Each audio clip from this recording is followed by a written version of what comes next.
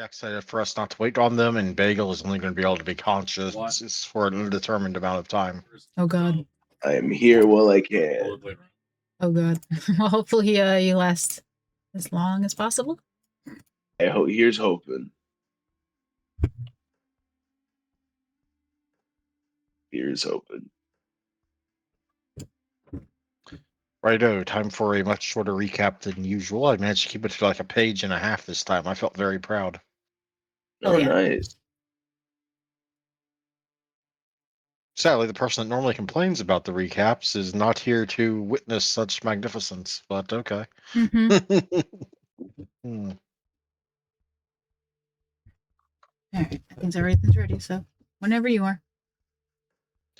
Excellent, excellent. Just waiting for Bagel to get in roll 20, not because I need him in roll 20 for the recap, but because it we're going out. is desired. Okay. I forgot the roll 20 stuff again. But roll 20, why are you being a dick? Why did you sign me out? What the heck? It signed me out too. Why? I don't know. Maybe there was like a system update or something. I had to sign back in like myself, I think, last night. Must have been an update then. Dude, What's it like? Yeah, probably. Oh, thank you. I think I already sold these, but thank you. And just in case my half brother decides to hop on, I'm not sure that he will because he didn't get up early enough. Apparently, my dad forgot to wake him up. So, yeah, but I'm still going to share my screen anyway, just in case. Fair enough. Mainly because Bagel is not going to be here for the full length, most likely. That is also fair. In any case. Welcome to session 22. May things be somewhat in your favor. Who am I kidding? May they not be at all in your favor. Uh-huh. It won't be a TPK though, because Bagel won't be here for all of it. Previously on Miami by Night, Maisie, while at her seat, receives a phone call from a distressed and concerned Heather. Apparently, Carmen got hungry and lost control, jumping a guy and taking a lot of blood. Once Maisie arrives, after dodging more time having to listen about Jude's latest date, Maisie finds a real mess waiting for her. Unfortunately, Carmen's target of convenience opens a whole new can of worms. It's Samuel Green, who happens to be the well-known ghoul of Roy Alderidge. And apparently Carmen didn't know licking could close bite wounds, and even when she tried, it didn't work. Maisie cannot either, but in her case, it's probably because it's been too long. After giving him some more vitae, she attempts to remove his memory of getting jumped by an unrecognized vampire. She succeeds, but it's only temporary, and she knows it. After calling for Lex, she tries again, and manages to scrape out a success with a bit of theatrics from her boyfriend and ghoul. Back at the prince's court, the other three, Jack, Ursi, and a particularly messy and possibly debauched Artemis, await the Nosferatu primogen. With bras and panties aplenty hanging out of each pocket in his waistband, and one pair of boxers, numerous dollar bills and coins, and of course photos, little love notes, and scribbled numbers and addresses. Jack takes out 2 bags and sorts the cash into one and everything else into the other in a bid to make Artemis, their best bet at smooth-talking the socialite sewer rat, presentable again and making more than one comment about his appearance. Eventually, Artemis, perhaps taking those comments to heart, heads out to one of the well-appointed restrooms to tidy the rest of him up. Clean off lipstick from many lips and colors from his skin and clothes, and so on. Jack's memory nags him, reminding him of the encrypted drives recovered from Denise Haven that were taken by Ursi to look into months ago, but had never heard back about. Ursi remembers they had become forgotten about after he was unable to decrypt them and needed to wait for Gary, but then got swept up in other things. Ursi calls Gary at Jack's suggestion, only to learn the ghoul is at a mechanic shop, getting his car fixed after Ursi broke his car's suspension. Poor car. Poor Volkswagen. The meeting with the rather self-important primogen begins, with Artemis attempting to charm the woman and repressing any urge to retch as he does. Fortunately, they don't have time for long and slow, and he proceeds to inform her of what's going on. With the aid of the recording of Trevor's interrogation, they get access. Even Artemis has to practically or effectively agree to spending time with the Primogen at a future date. A particular bit that is likely to come back to bite him in the ass one way or another. Maisie arrives, dropping off Rory's ghoul and meeting up with the others by circumstance. And has to share why she's there, though declines to tell the full truth, something all three of them pick up on. They do know that it involves Rory's ghoul somehow. Artemis even promises to help her work on her delivery in the future. After everyone except Jack piles into Lex's truck, Ursi does his best to get Maisie caught up, but ends up waxing poetically about ghosts and werebears instead. The craze of a new obsession filling his eyes, even stronger than the dopey grin Jude gets when thinking about his new girlfriend. Jack at one point gets fed up with Lex's lip and intimidates Maisie's ghoul to get him to stop, referring to him as Hugh Hefner, and the coterie soon reaches the alley. Most of the coterie immediately pick up on the fact they are being watched by rats. Maisie, however, only has eyes for the giant, to her eyes at least, which magnifies such creature's size by 1,000% in the way all people with arachnophobia do, spider in front of her, prompting her to scramble back on all fours while screaming in the filthy alley. The coterie meets one Malcolm Carver down the sewer, who reluctantly leads them to the Warrens, utterly unhappy about the Primogens selling them out. He becomes more cooperative, however, when he learns that some of what's really going on, and that it all ties back to Gutter Jack.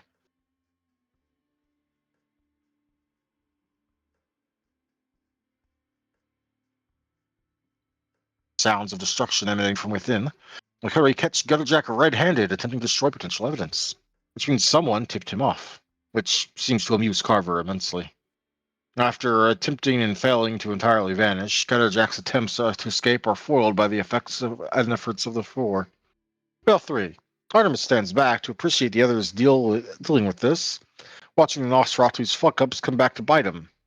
Or so were his plans, until it becomes clear once more that the coterie needs good old dear reliable Artemis to bail them out. Which he does, as the generous benefactor that he is. Indeed, his aid is needed to actually successfully stake Gutter Jack even once he's held down after Ursi and Maisie both fail in their attempts.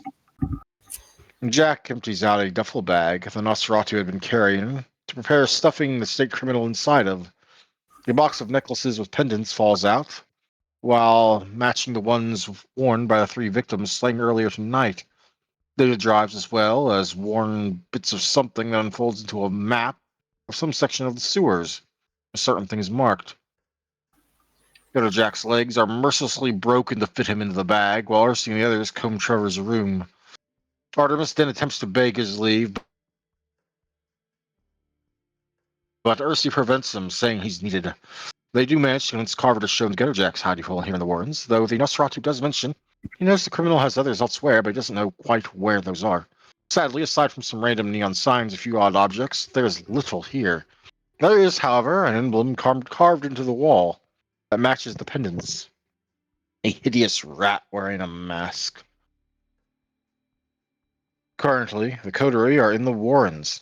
They have saved some evidence from Gutter Jack at Trevor's little tech-strewn hole, but found mostly fuck all at Gutter Jack's. Though have learned there was apparently others elsewhere. It is now just past 3 a.m., and the clock is ticking if Ursi and Jack want to get the snake body back to Elysium. And if Artemis wants to get back to his own haven, as he so badly does, and Maisie, well, wherever Maisie goes. Though since she's kind of stuck shepherding around Ursi, it's probably wherever Ursi goes for the time being. Unless she wants to leave him out to dry. Not really. Come on, it'd be amusing to see him trying to squeeze on the back of Jack's motorcycle. That would be a little funny. Yeah, that would. I don't think his motorcycle would take Ursi. That's fair. Well, when Dio pops on, we're going to say his motorcycle is ruined because Ursi took it for a joyride. Yo. Here we are. The four of you are currently in the Wardens. It's just past 3 in the morning, and the clock is a ticking if you want to get things done and make it back to your havens tonight. Yeah. Time to make Dio concerned. Well, then we should take him back to the sheriff. She'll want to talk to him, or at least we can keep him there, and then we can head to back to our havens safely before the daylight comes. At least we finally caught this slimy fucker. God.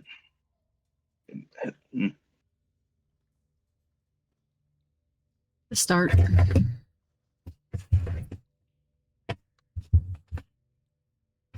And how particularly is Artemis feeling right now? Good question. He's probably just wanting to get back to his haven. What time of night is it? 3. Just past 3 a.m. And we're quite a ways from home, aren't we? A fair bit. I mean, first, you kind of came here in Lex's truck, so your car would still be back over at the at Elysium. So you would need to go there first, and kind of going to there from here, then going from there to your own haven. You're not going to have a whole lot of time left. I'll put you at probably pretty close to 4 in the morning, and just shy of a couple hours from dawn, I believe. In which case, yeah, he's gonna head out on that particular trip. Yep, but you are kind of stuck with Maisie for the moment because you got here in the truck, unless you want to try and, I don't know, call a cab or something. Maisie, time is flying a little. I think I need to get back to my haven. Can we speed things up a little? I mean, yeah, I don't see why not. Have we Great. have we finished investigating here, or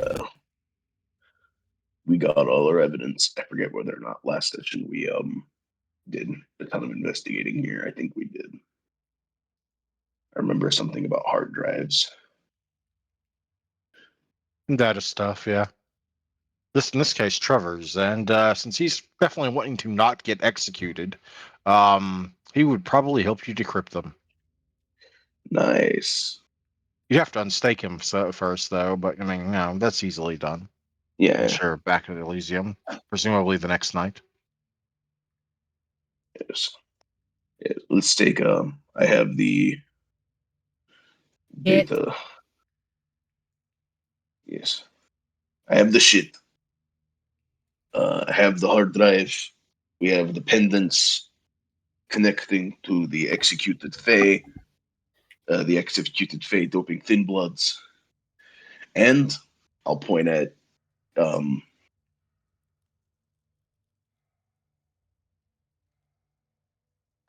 Jack, and Jack has Jack in a bag. That's such a good line to waste it when he's not here to hear it. Oh my god, I just realized that line. Fuck. You're right. Yep. I was just speaking and it happened. God, that was such a missed opportunity. That said, I will go ahead and remind you that you also have a map that seems to be to some part of the sewers, but you can't tell which part. That's definitely wasn't done by Gutter Jack because he wouldn't keep a map of his locations lying around. Yeah, so you that assume was it's part of Trevor's. Trevor's items that Gutter Jack just kind of sees to prevent it falling into your hands. Map of Warren. Map of Nope, not of sewer Warren's. somewhere. Map of Somewhere in the sewer sewers. somewhere. Yep. Okay. Got a duffel of stuff he had. Okay. Yeah, then we should get out of here.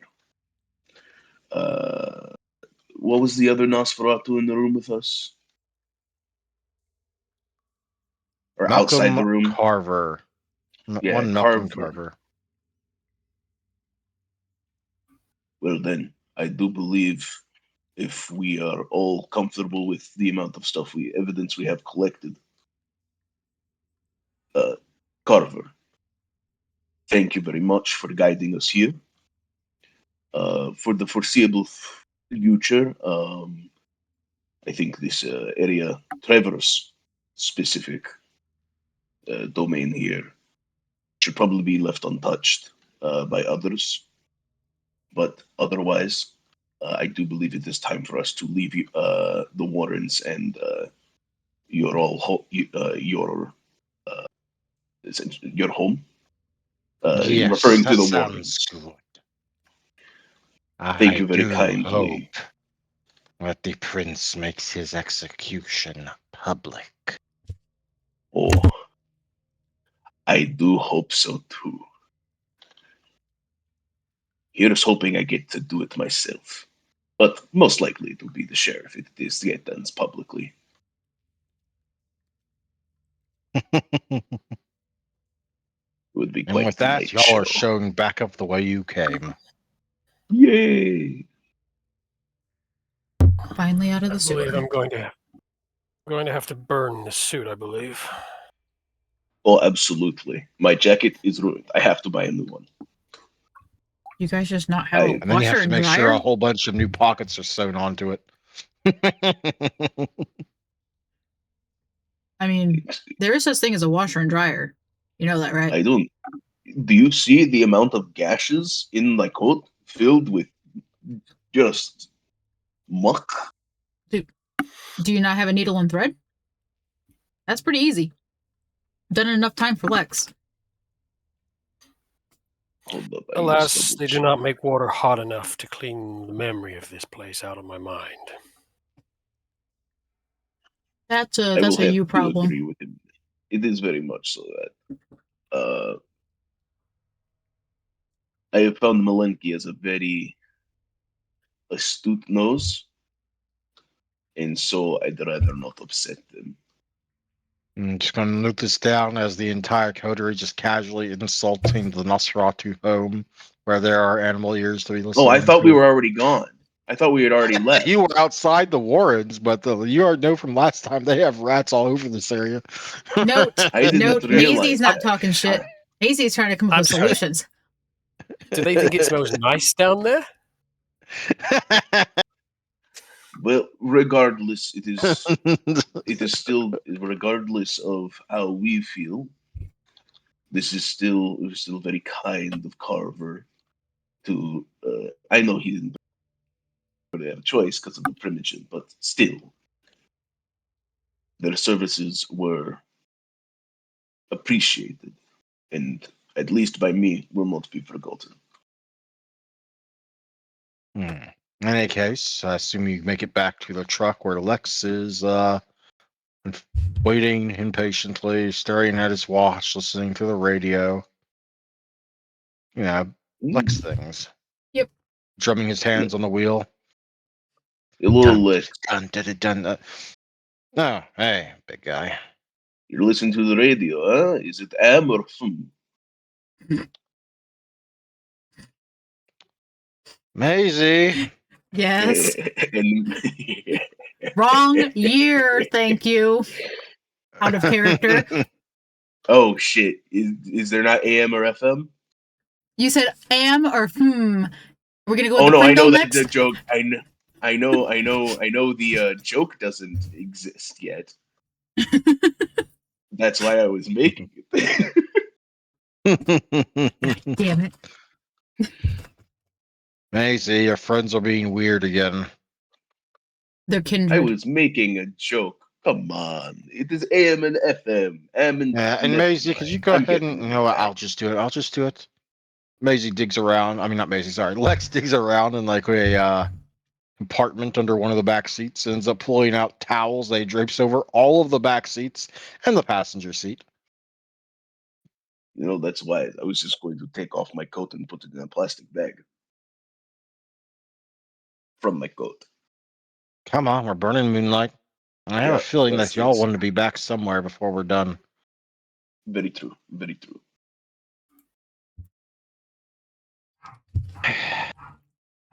I mean, this should just be charging money for taxi service. Fucking taxi service.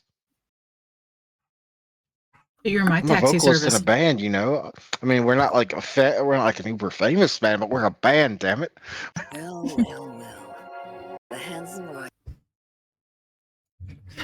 What is that, Rob? My apologies. Something started playing in the background.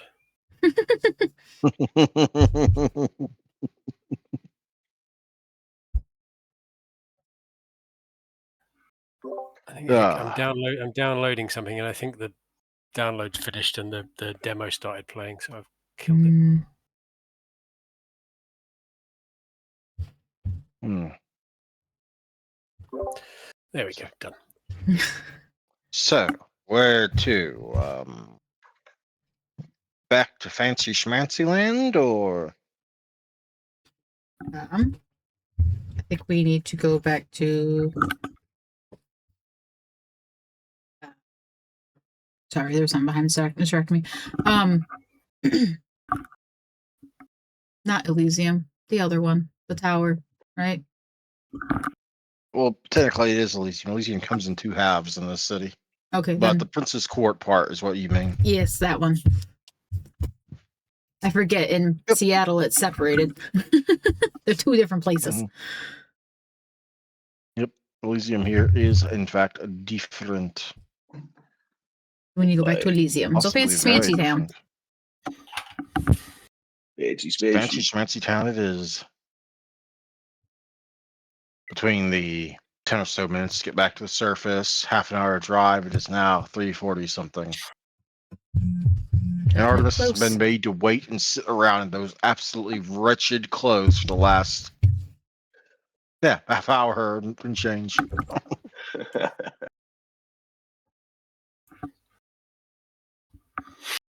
Yeah, But you do arrive. So go on. I was going to say he's very good at putting on a brave face, so that's what he's doing. But inside, Inside, he is not happy.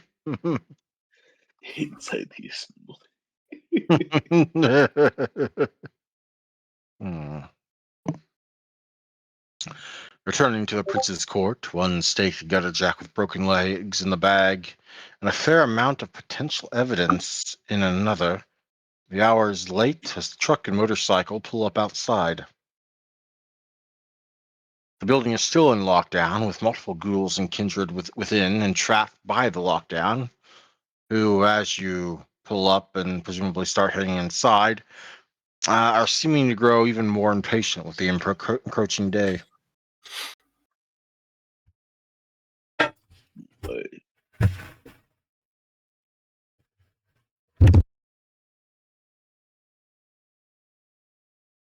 Wait, so did we arrive? Did I hear that correctly?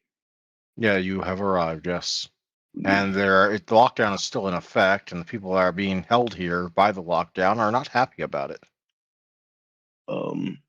Oh, actually, while we were on the way to Elysium, could I have made a phone call? Certainly. Who are you calling?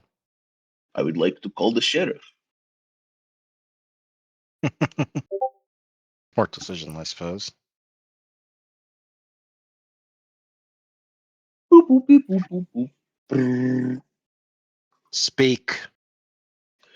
Yes, hello, sheriff. We have captured one gutter jack in the midst of attempting to destroy evidence at Trevor's residence. It appears, based on the testimony from Trevor, we have taken them into custody and we are on our way to Elysium shortly to, out of character. There's like holding cells at Elysium, Yep. right? Yep, To that's place him where in Gutter holding Jack murdered cells. those people. He is currently staked. Just wanted to give you a heads up. Lock that we have found the killer of the Thin Bloods, so you should be safe to release lockdown shortly. I understand people will be quite miffed.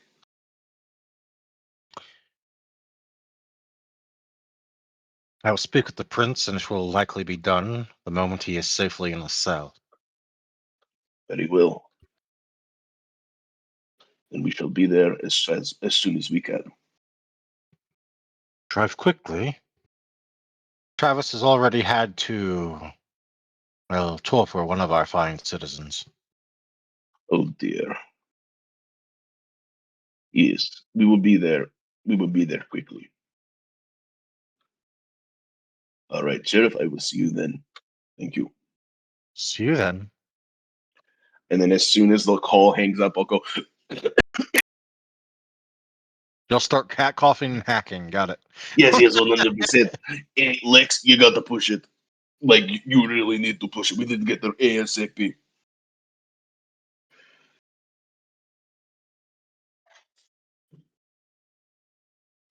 As I essentially just presumably like scrunched up in, or no, I'm in the backpack. Go ahead and So, just go back. so I'll just knock on the window. I'll knock on the window and like slide it open a little bit. Hey, Licks, I would like, it would be appreciated if you picked it up. We do need to be there ASAP. Thank you for driving. And then I close it. uh, yeah, as I said, the vehicle speeds up, and y'all will be arriving at Elysium, where people are growing ever more impatient.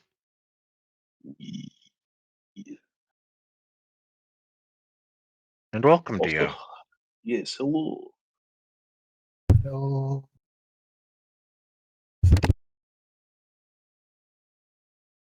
By the way, your motorcycle's not looking so good. What happened to my motorcycle? Nothing. The same thing that has happened to every vehicle that has been damaged thus far in like the last 10, 15 sessions or so.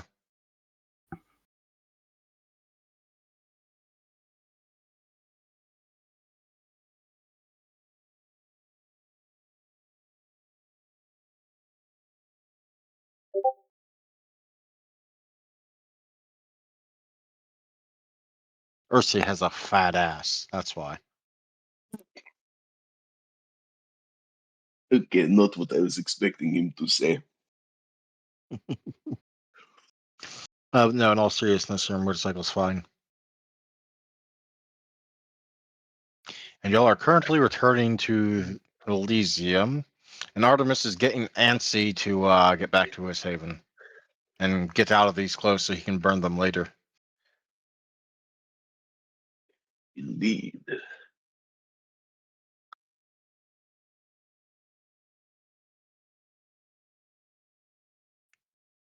Okay, so as I said, you pull up outside Elysium. We'll collect the duffel bag with gutter jack inside and move to head inside. As he moves to head inside, Artemis, are you even going to go in there? Stepping foot No. in there, or looking like you are now? I mean, goodness, that seems like a bad idea. No, absolutely not. Artemis will brush himself down and go off in search of his car. Oh, so go to Excellent, Elysium. I thought we were going to Gutter Jack's area. We did. That was at the very end of last session, yeah. Oh, I could have sworn that the end of last session it was we're going to go to Gutter Jack's area. We haven't gotten there yet. Oh no, the last few minutes of last session were okay. You go to go to Jack's area. There's a nice neon sign collection, but there's not much there, but other than an emblem carved into the wall that matches the pendants. And being told by Malcolm Carver that he is aware Gutter Jack has other hidey holes somewhere, but he's not aware of where they are. Basically, we found one of his safe houses, not his main one. It wasn't even really a safe house. It's more like his apartment in the Warrens, because all Nosferatus have a hole in the Warrens somewhere. Fair.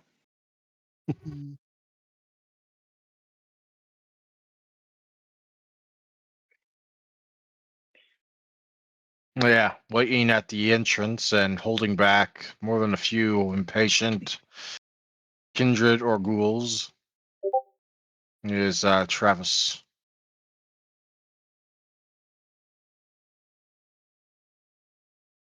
taking your fucking time, big man. Where the fuck you been? Underground. Sure smells like it. Yes. I would like to get this done quickly before you need to torture another one of our fine citizens. You sure? Because most of them I wouldn't mind. He's staring menacingly at someone that may have been getting too close. Look, if you want to deal with the boss chewing you out for the next month, you can. I'm gonna get this over with. Yeah. Get moving.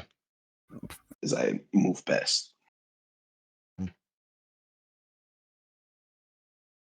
Is Maisie following you, or is it just the boys? And by the boys, I mean not Artemis.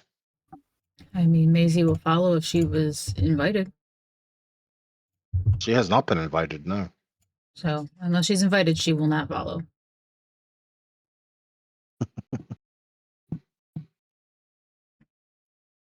Am I there? Yeah. Yes, you are.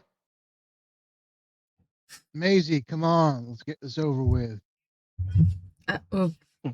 Okay, I am on my way.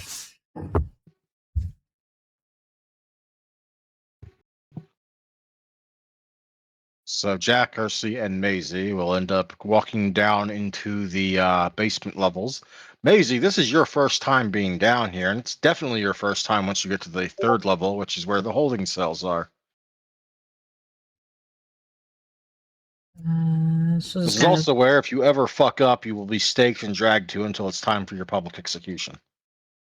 Yeah, that will be definitely in her head right about now. What do you mean, if you fuck up? I think you mean if you get caught for having fucked up. I think the Yeah, fuck getting up caught would is be part of getting fucking caught. up. But that said, Maisie is an anti-tribu La Sombra and was embraced on probation. Finger quotes. Mm-hmm. Indeed. So this is an area And she doesn't want to be in. Having a certain pet thin blood might look bad to certain people. Not just one, she's got two. Yes, that was your fault. Yep.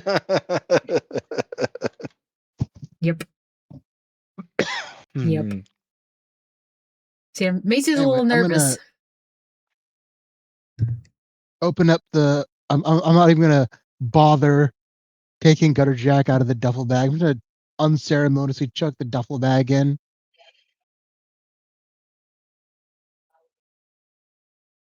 Well, that's one way to do that.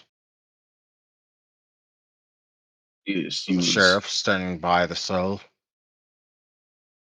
He was attempting to escape while destroying evidence at Trevor's Haven.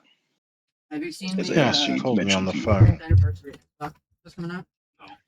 It's Based on the evidence we already have, and what I'm sure is going to be found further. I don't doubt he will be scheduled for execution soon, likely publicly. If possible, after we're done interrogating him and getting what information we can about these Fey blood lockets and his amassing army of thin bloods or whatever the fuck he was doing. I would like, Undoubtedly. if possible, when it does come to his execution, I would like, if possible, to be able to do it. Obviously, it will most likely be your job, as you are the sheriff. But I have a particular bone to pick with this one. Unlikely, I but maybe I'll consider it. I make no such promises. As it appears now very clearly that he was also responsible, or at the very least in part responsible, for Denise' murder a couple months back.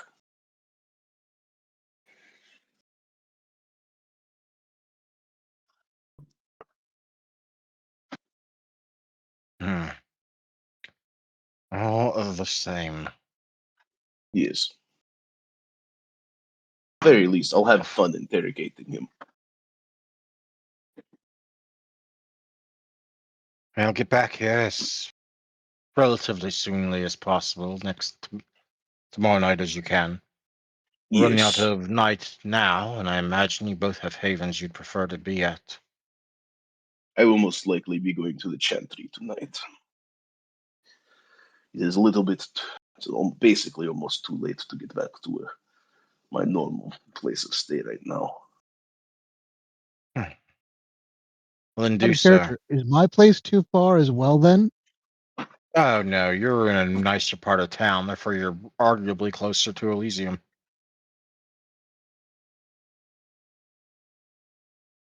You All right. forget Ursi's haven is partly in, kind of, sort of in the boonies, but not really. It's oddly positioned. We'll say to say the It's least. on an island that you have to cross on highway to get to that, so it's like minimum 30-45 minute drive to get there from almost anywhere in the main city. All right. Was anyone have a problem getting to their haven? No, I think Maisie will make it home fine. Yes. I Also, how is speaking of which, how is Ursi getting to the Chantry? That is what I was about to ask, Macy. Um Alexa will use the taxi cab driver tonight. Hey, now they're blood brothers at this point. Now hey, wait a moment. I don't think Lex would be happy with sharing.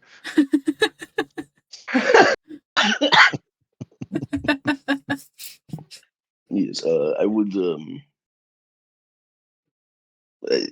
yeah. I'll wait till we're actually heading outside to ask for the ride. Um Basically I don't want to ask for a ride in front of the sheriff. Yeah. Hmm. She does stare oddly at Maisie, but doesn't say anything this time. He was very helpful in capturing the gutter jack. Still not sure why, Fair. but that is a matter for another time. Macy's just kind of like side eye, like, okay. We should go. Thank you for your time, Sheriff. Sorry this took so long. And if she releases him, Percy will start to leave. Hmm. Indeed, you are released.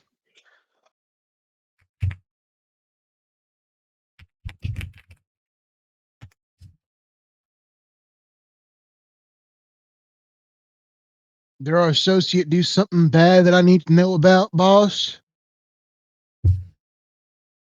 Associate. Which one? I kind of gestured to Maisie, who's walking away.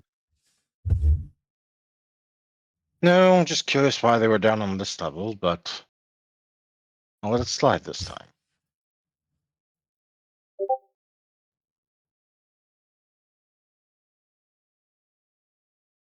Additional Basement level 2 security. on, it's mostly Okay. security reasons, mostly reason people aren't allowed down here. Hmm.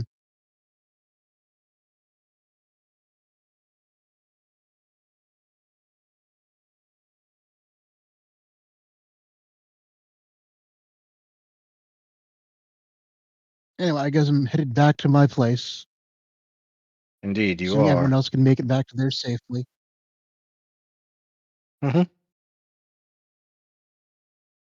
Or she gets the Chantry, and she gets to her home. Jack makes it to his Playboy. Nope, sorry, not Playboy Mansion anymore, but all the same. And as for Artemis, you Mhm. arrive at the base of the building that houses your PR firm on one of the higher floors. At the side entrance in the basement garage you normally use. I assume you park and head your normal way to the elevator that carries you up. Yes. Mhm. One moment. Excellent. Exited those.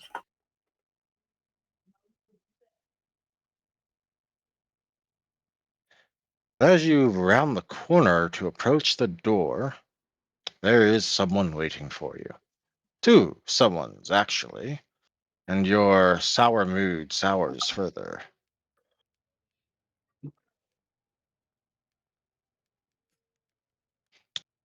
Ah, Artemis. I'd say wonderful evening, but you don't exactly appear to be at your best. Marcus, I've been spending my evening rummaging through shit. I imagine you've had a similar time. Clearly not to the same degree as you. That's what retainers are for, dear boy. I gave Stefan the evening off. He's been looking peaky of late, and I thought he could use the rest. To what do I owe this dubious pleasure, Marcus? I'm a busy man. I have suits to burn and telephone calls to make. I imagine. This is just a little private chat between you, me, and, well, my friend here. But retainers, the good ones, are always so invisible. If you could hurry this along, Marcus, I need to get away from here and back to my haven before the burning ball of orange flame pops up in the sky, you understand. Mm-hmm. Artemis, I will be clear with you. Times are coming, turbulent nights speak of. Other events happening, and I have heard you have been quite the busy bee tonight. Carry However, a business. Sorry, go on. yes, I am aware. However, you should do well to not forget who owns you, boy. He will bristle visibly at the word boy. I assure you, Marcus, I have not forgotten a single thing about our particular relationship.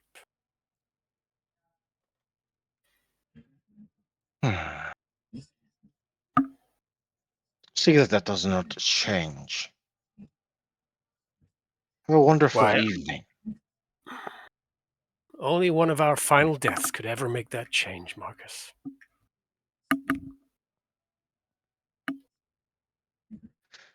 Yes. Does seem that way, doesn't it? Well, until next time.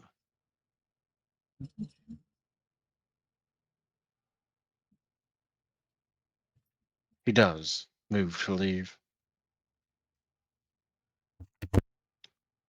Richard Graves, the silent brick wall moving behind him.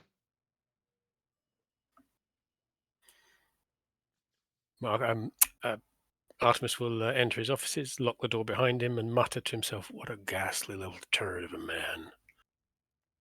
He will then take Gwendolyn's jotter pad from her desk and write down a note to her to have the security team on the ground floor fired and replaced in the morning. Indeed. Have a task for him. Mm-hmm. But as that happens and everyone makes it to their own safe little hidey holes, the night turns and we go from Saturday, August 14th to Sunday, August 15th. Everyone lose one blood and regain one willpower.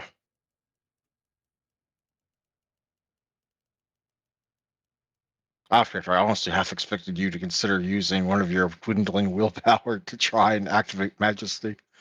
No. No. No, no, he's not. He's full of himself, not suicidal. That remains to be seen. Now, on August 15th, 1999, the sun sets at 8:03 p.m. However, before we get to Maisie, Artemis, Mm-hmm. make me a roll. Difficulty 8, with the dice pool being your perception plus your aspects. Oh, okay. This is one of the rare rolls in this game that uses the frickin' discipline as one of the dice pools. Okay. So Don't think I can do that with the roll. Oh, hang on. No, I can. Hang on. Yeah, you can. You can just set the ability section to none and set the discipline to whatever discipline you are. I think it's discipline 1. Let me double check. Yep. Difficulty 8. Difficulty 8. By the book. Oh, 1 success. 1 success.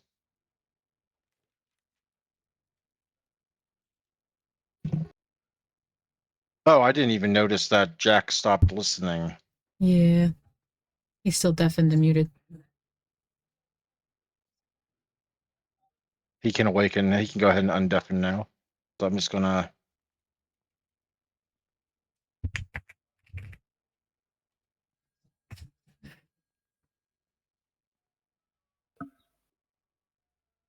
I think did he do that during the bit with Marcus Fattel? Mm-hmm. Yeah, he felt it That was makes spoily. sense. Anyway, 1 success. Mm-hmm. When a vampire detects danger while they are still in their day sleep, they do get to make a roll at difficulty 8 with their perception and their aspects. That roll, with 1 success, does allow you to awaken for a single round. In that round, you are awake. Your panic. Sorry, what? Why did my ears just get blasted? What happened? Oh no. Wasn't me. Hmm. Sounded For that like Sorry, I single thought I round. was muted. For that single round, you were able to awaken. Your panic room is dark. The very air tastes strong. The secure ventilation system is blowing in warm, thick air. And the bank of familiar monitors connected to security cameras elsewhere in the building is mostly a wall of green static.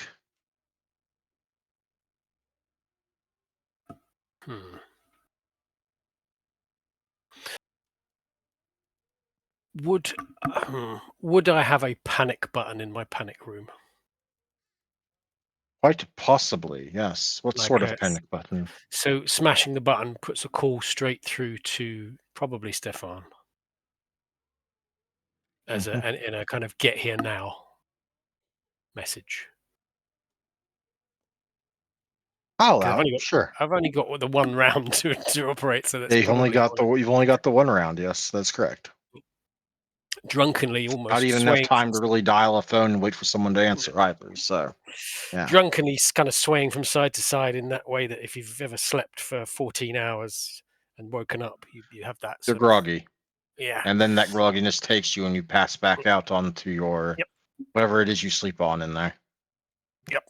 No, I think he's going to fall straight onto the floor rather than falling back into the silk Fair enough. sheets. Fair enough. We'll be back with you in a moment. Mhm. Now we go to the person that we normally start with the night at 8:03 p.m. Woo. Maisie, clock is 8:03 p.m. on the dot, and you awaken inside your haven. Okay. Not too eventful. Murmured conversation comes from the living room. Yeah. The sounds of someone, probably Jude, drumming on a random something.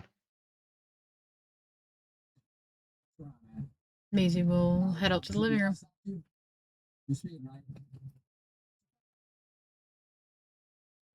Get out to the living room, and out there is the duo of the rest of the remaining 2/3 of your band.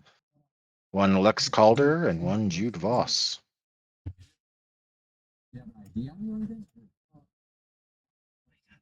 Move. Oh my. There it is. Maisie! Jude says, a happy, dopey grin on his face, as often is these days. Hey, Jude. Where have you been? I had like a coffee date with my it was a whole thing. It was a whole thing. Lex was telling me y'all were up like late last night, like crazy late, like even for us late. Yeah. I think we crawled in about 5-ish. Maybe 4-ish. Yeah, somewhere around there. Something around there, Lex says. You have no room to talk. It's not the first time you've crawled back that late. Yep. Doesn't change the fact that you spent a good chunk of the reason why we were late freaking out about a spider. As usual. They're fucking creepy, man. I can't help it. You have one land on your face once at 5 years old and tell me it's not fucking creepy. Fucks you up, man. Any plans tonight that I should know about? Lexa asks, but Jude's like, yeah, you like want to go, I don't know, fuck it. Let's go bar crawl. Tonight seems like a good night to do a bar crawl. Is your new woman gonna be around? Nah, she's busy tonight. I'd love to bring her though. Need to meet this this person that's tied down, the most famous fuckboy I've ever met. I feel like that's 20 years too early. Yeah, it probably is, but that was the first thing that popped in my head. I couldn't think of a term for back then. Anyone got a term for Man that? whore. There we go. Man whore. Correct it. Hey, I'm not that bad. Yeah, sure. You just not like you don't hit everything that's got 2 legs and long hair. Yeah, I am a sucker for long hair. And some great skin. Oh no. Oh, never mind. I'm safe.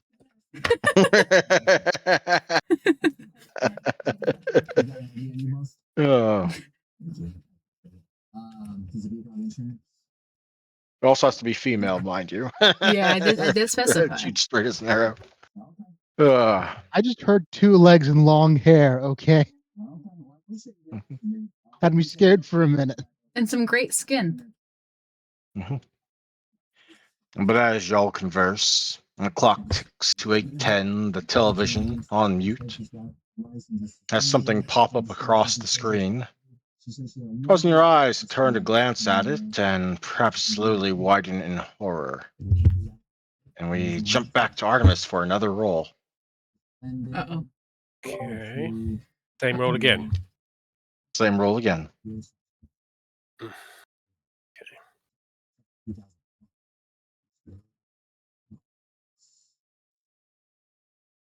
Also one success. You awaken again for a round. There's thicker. And you can finally pin the taste and tangible thing about what is wrong with the air. You smell and taste smoke.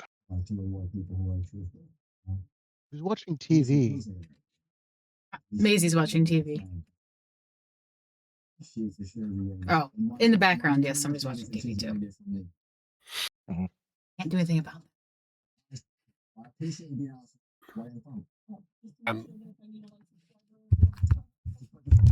fact that I rolled doesn't mean it's still daytime, does it? It just means that it was before my normal wake-up time. It's before your normal wake-up time. Technically, the rules specifically say it's for daytime, but I'm having it be before your normal wake-up time. Yes.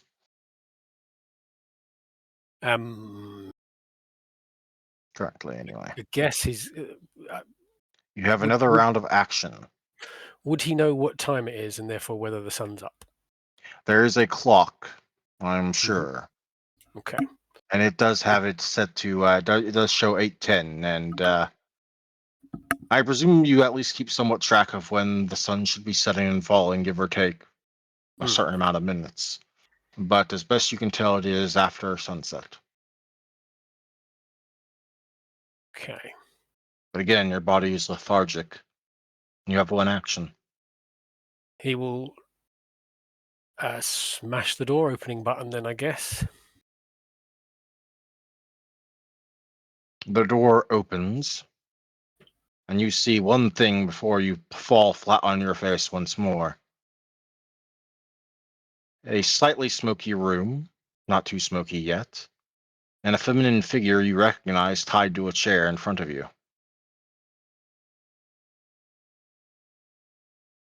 Who is it? Your favorite, Gwendolyn. Oh, bulls.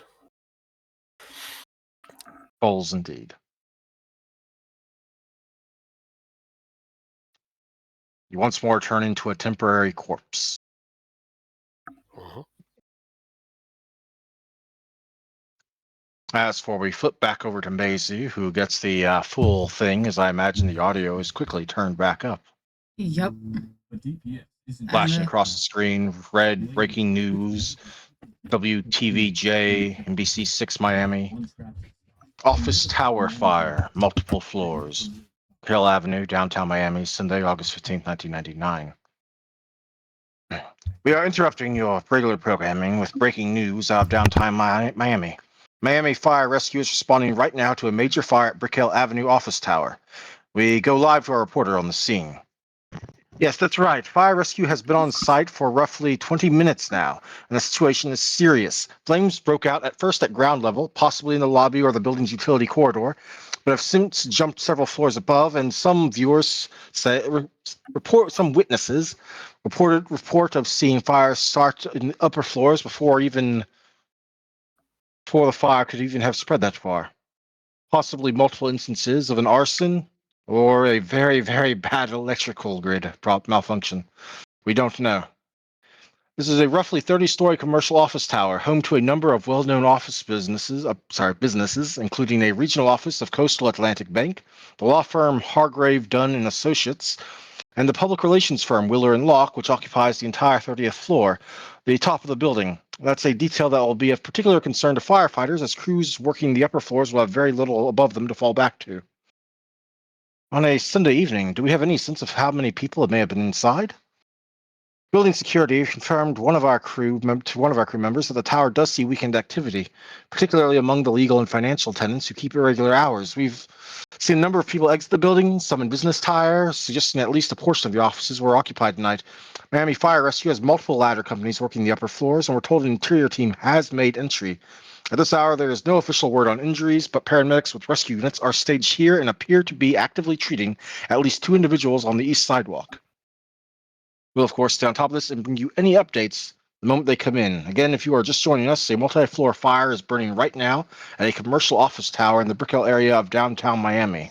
Miami Fire Rescue is on scene. Stay with NBC6 for continuing live coverage.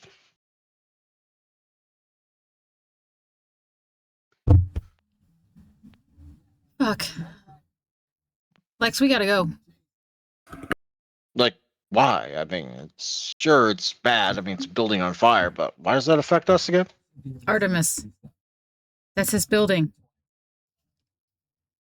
Oh, fuck. Yeah. And Fuck. Jude speaks up who's Artemis? He's an associate of mine. I gotta. We gotta go, Lex. Jude, you can chill here. We'll be back. Okay, yeah, just leave me out. It's not like I would have, been of help, I guess. It's not like I wanted to go. Fucking hell. Third wheel all the time, I swear. Dude, I'll make it up to you. We'll do a bar crawl. Got it? We'll do it. But I gotta go. And then Maisie's gonna like rush out while pulling out her phone and trying to reach out to Ursi, at least first. If Ursi doesn't answer, she'll call Jack next. Because I don't remember what order they wake up in. Indeed. You don't know in character, but out of character, Jack and Ursi awaken at pretty much the same time, I believe. Big. By which I mean their humanity is both fire. I would have raised it, but a certain GM who shall remain nameless still hasn't given me anyone to move on to my new path. No, that's going to be a while. Besides, you have to go all the way down to 3 before you can start changing the path anyway. You do? Oh, yeah, it's a thing. There's a whole section on it in the morality section of the book. What you've told him is he needs to be inhumane to achieve a new path. You're breaking down your standards of morality in order to do shit. In any case, Oh, this is going to lead to some fun Jack stuff. you get moving. Artemis, you will get another roll now at 820. Okay. The difficulty I'm going to go ahead and reduce for you to 7 because it is definitely after sunset now. It's just still not natural, but the danger is building in your beast once you awake. Because fuck it, there's danger. 3 successes.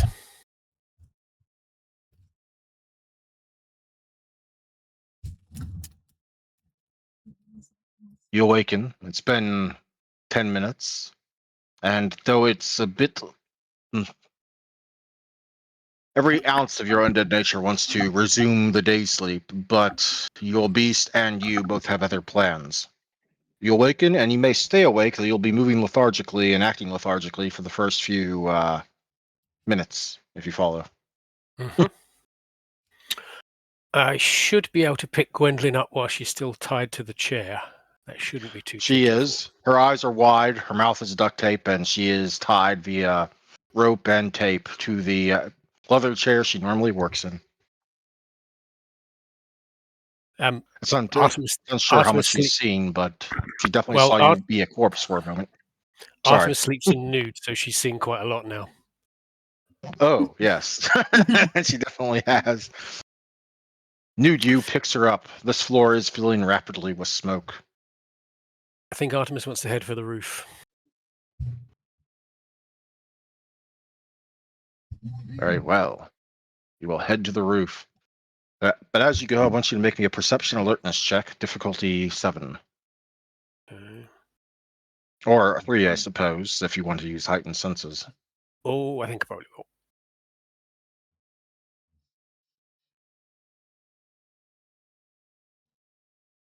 Difficulty 3. 6 successes. There's sounds of stomping, impacts, occasionally breaking doors, at least a floor below you. And there's that entry team they mentioned. You don't know about because you didn't see the news, but they mentioned on the news is definitely somewhere on here in the upper floors. With his heightened senses active as they are, can he hear anyone talking?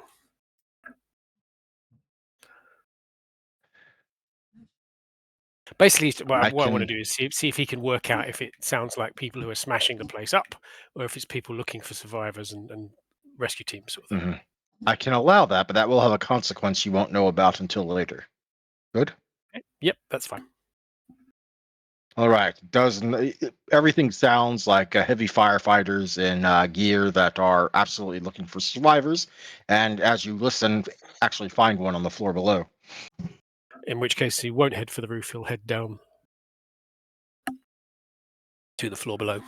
Yes, a naked man carrying one of his employees. Totally not an affair for the news. Just tied up. Tied to a chair. Yeah. Totally not going to cause problems. I don't think he's thinking straight at the moment. His PR brain is not working. Well, no, you are in fact currently stuck in a burning building, which is where we're going to have another thing as you start to head down the stairs like a reasonable person.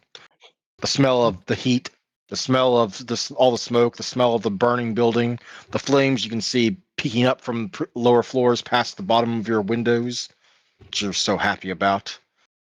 The beast knows it is trapped in a burning building. Mm-hmm. So I'm going to need a courage roll. Difficulty 9 per the rules. 2 successes. You lucky bastard. You're going to need to keep rolling, but you're currently keeping the fear frenzy in check. 5 successes or more is your goal, and you cannot spend willpower on virtue rolls. Mm-hmm. So I just need to keep rolling.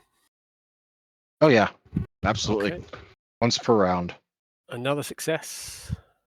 Wait, no, the one counts as no success. The one counts as the 9, or do they not cancel on? I believe they do cancel. The reason it's showing as 1 success is you have your difficulty set to 3 for some reason. Oh, so I do. Sorry. That should be at 9. But yes, that is a failure. Another failure. Yeah, you're about to fear frenzy. However, Would you like to spend a willpower point to direct the actions of your frenzy for 1 round? Yeah. Yeah, I'll spend the willpower. What are the actions of your frenzy for this round? He's going to carefully put Gwendolyn down on the landing. And if she's gagged, pull the gag out of her mouth. Taped, but yes. Okay, just rip the tape off. And just sort of almost growl to her, shout as loudly as you can. And then he's into Rotstrek. I will say you will be flashing your fangs in that moment as the beast fights for control. Mm-hmm.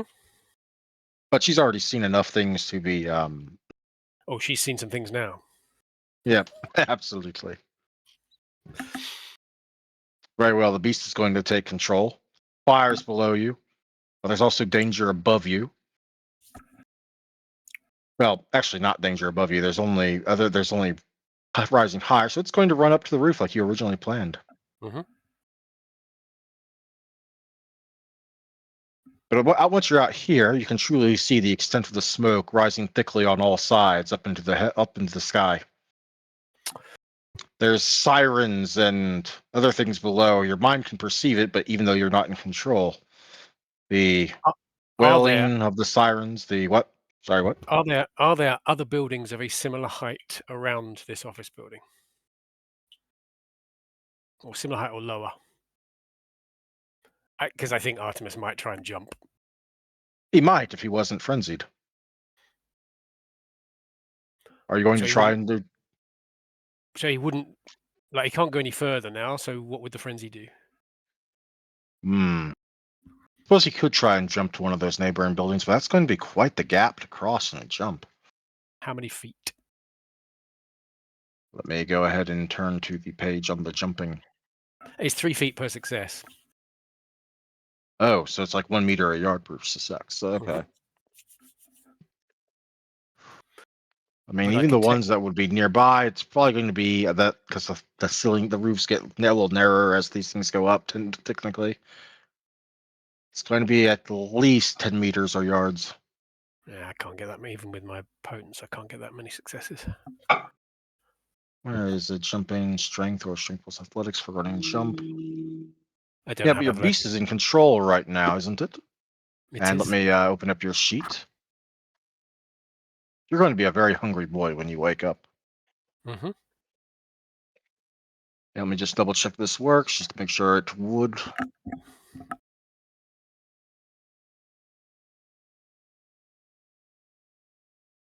So you need to get 10, the equivalent of 10 successes here.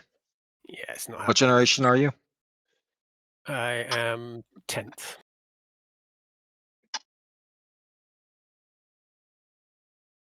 And So you I are can't. there.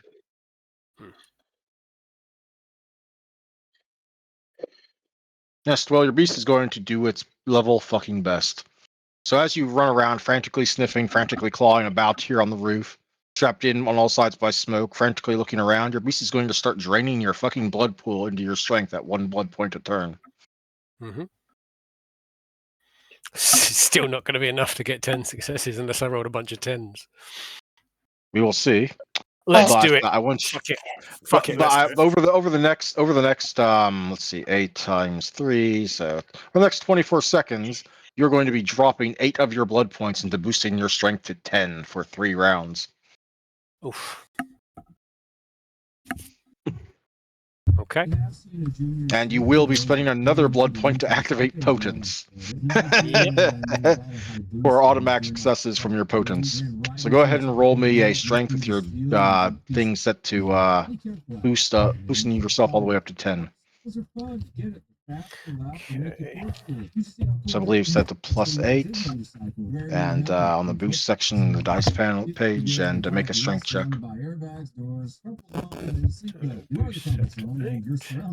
What's difficulty? I believe there is no typically. I believe it's typically versus difficulty 6. Oh, hang on. Jump rolls are made versus a difficulty of 3, according to the book. Where does it say that? Oh, In the typically first- they're made versus difficulty 3. Oh, yeah, they are. Okay, I'm going to go ahead and make it 4 because there's a lot of smoke.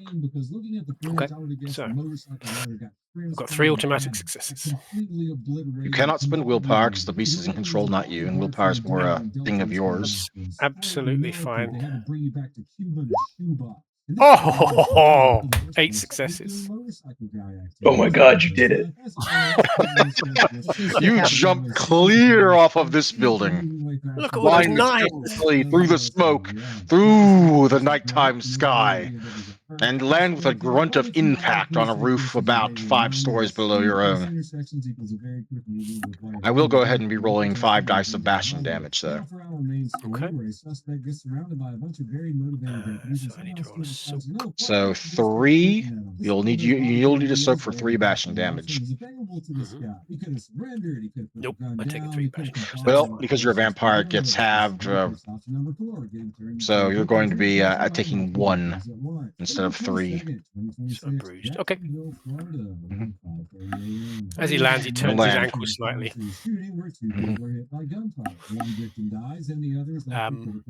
It takes a moment, maybe half a minute, but you slowly come back into yourself, only you are now very, very fucking ravenous. How much blood do you have left? 1 point.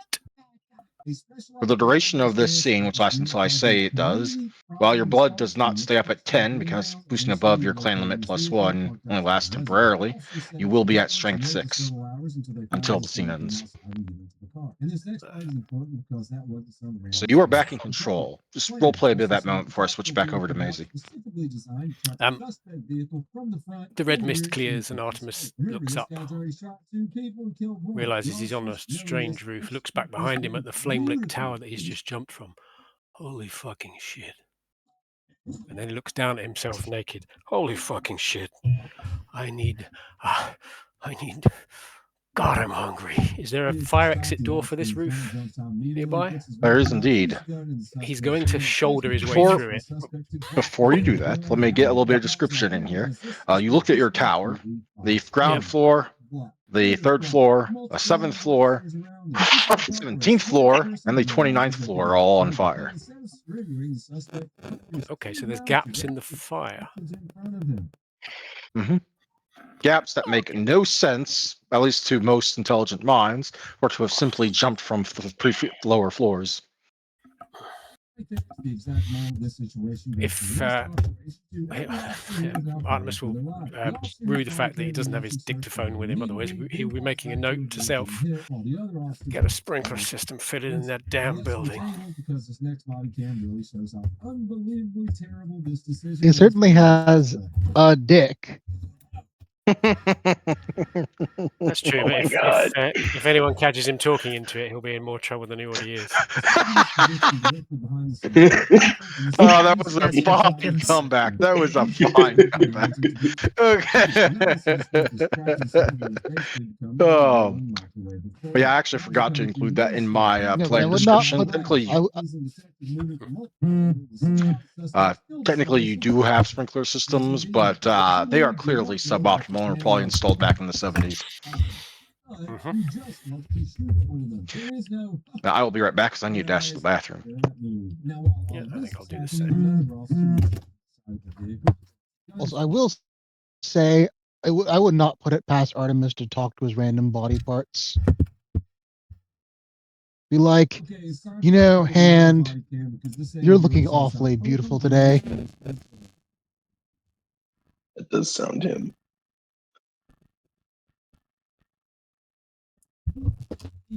Getting absolutely shredded from both directions, front and back. Now, after the shooting stopped, deputies and detectives moved over to secure the suspect and clear the car. Inside the car, they recovered a handgun along with 2 shell casings. Turns out the guy only got those 2 shots off. That pretty heavily confirms what we already watched happen on body cams. The suspect absolutely fired those 2 rounds at the officer before officers. Was it me? The suspect somehow was pronounced dead at the scene, probably because of bullets.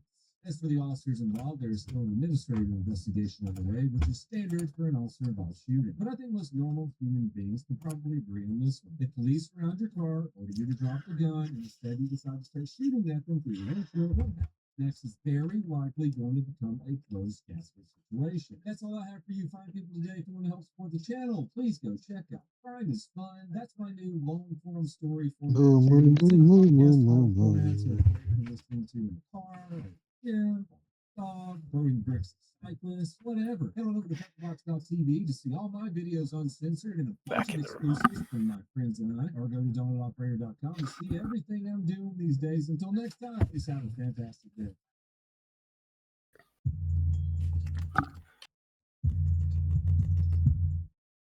So, question: would Artemis talk to his random body parts? How do you mean? He doesn't talk to any of his body parts. No. Is this thing working? Hello? Yeah, I can hear you.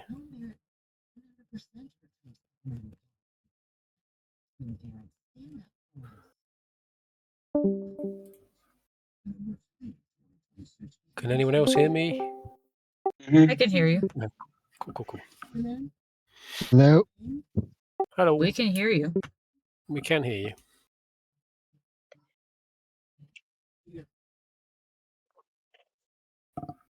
Well, I was just being ignored then.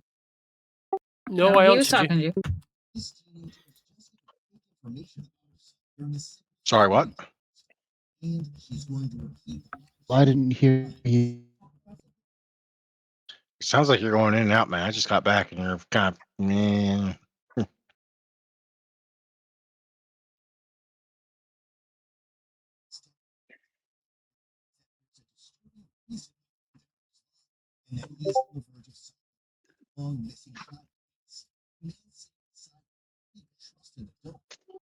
Hello?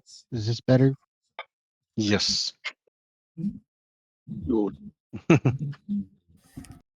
I mean, technically, you jumped a little farther than that, and you fell like 5 floors. So sue me for Also- not being able to find a perfect GIF for that. however, I will say that your beast is at least has a little bit of your style. You totally did a superhero landing when you landed. Oh, yeah. I picked some trailing wisps of the smoke behind him as well, like a kind of a contrail. Oh yeah, absolutely. But then he's going to since he's still pumped up on the blood, he's going to shoulder his way through the fire exit door. One moment. I'm probably not even going to make you roll for that, just because again, you're 6 strength plus you have the 3 potence on top of that. Here you go. Ooh. So look.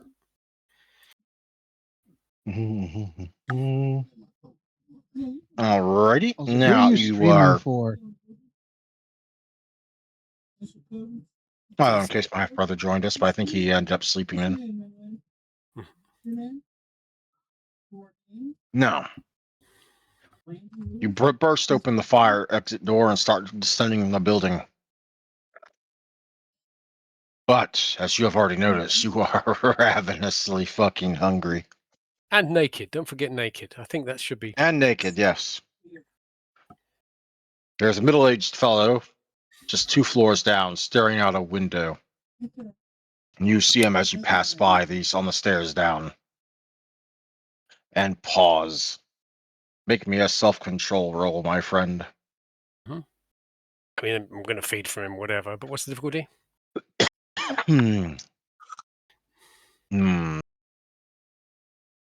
If we're under, I'm going to put it up at 8. I should probably put it at 9. I want to be generous and put it at 8. It's still no successes. Oh yeah, you are going to jump that guy and just start draining. Sucky McSuck. By the time you come to, you are naked and your face is covered in blood. And you're 10 blood points fuller. And there's a dead guy. And there is a dead guy, yes.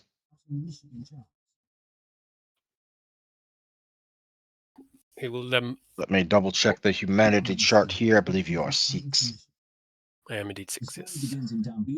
where we see a man named Vishwas taking a sick person's Do-do-do. advice. Yep. That is going to be a humanity 6 check, so I'm going to need a conscience roll of difficulty At the 8. same time, to the extent that patients had to lie overflowing 2 outside successes. the rooms. You feel guilty about that. Roleplay however you wish, but you do not lose humanity. Does not know the cause. He's kind of This is due to eating something standing there. special. He's got the guy grabbed by the. He's sort of holding the corpse up by the collar still as he wipes the blood away from his face. Sorry, friend, but it was you or me, and I'm me, so it was you. Vishwas has been fighting for the rights of the people in the Janata Nagar. He's then going to strip the guy and wear his clothes. In such a condescending way. He cannot stand You put on a janitor uniform that is 3 sizes too big for you. I'm sure I can find a belt and make this work somehow. It's mostly around the middle. This guy was definitely overweight. Before releasing his grip on the doctor's neck and leaving. Oh god. After they leave, an acquaintance of Vishwas begins to convulse violently. Also, he is now naked, the one naked Is on he the floor. sweaty? There's a naked, bloodless fat guy on the floor.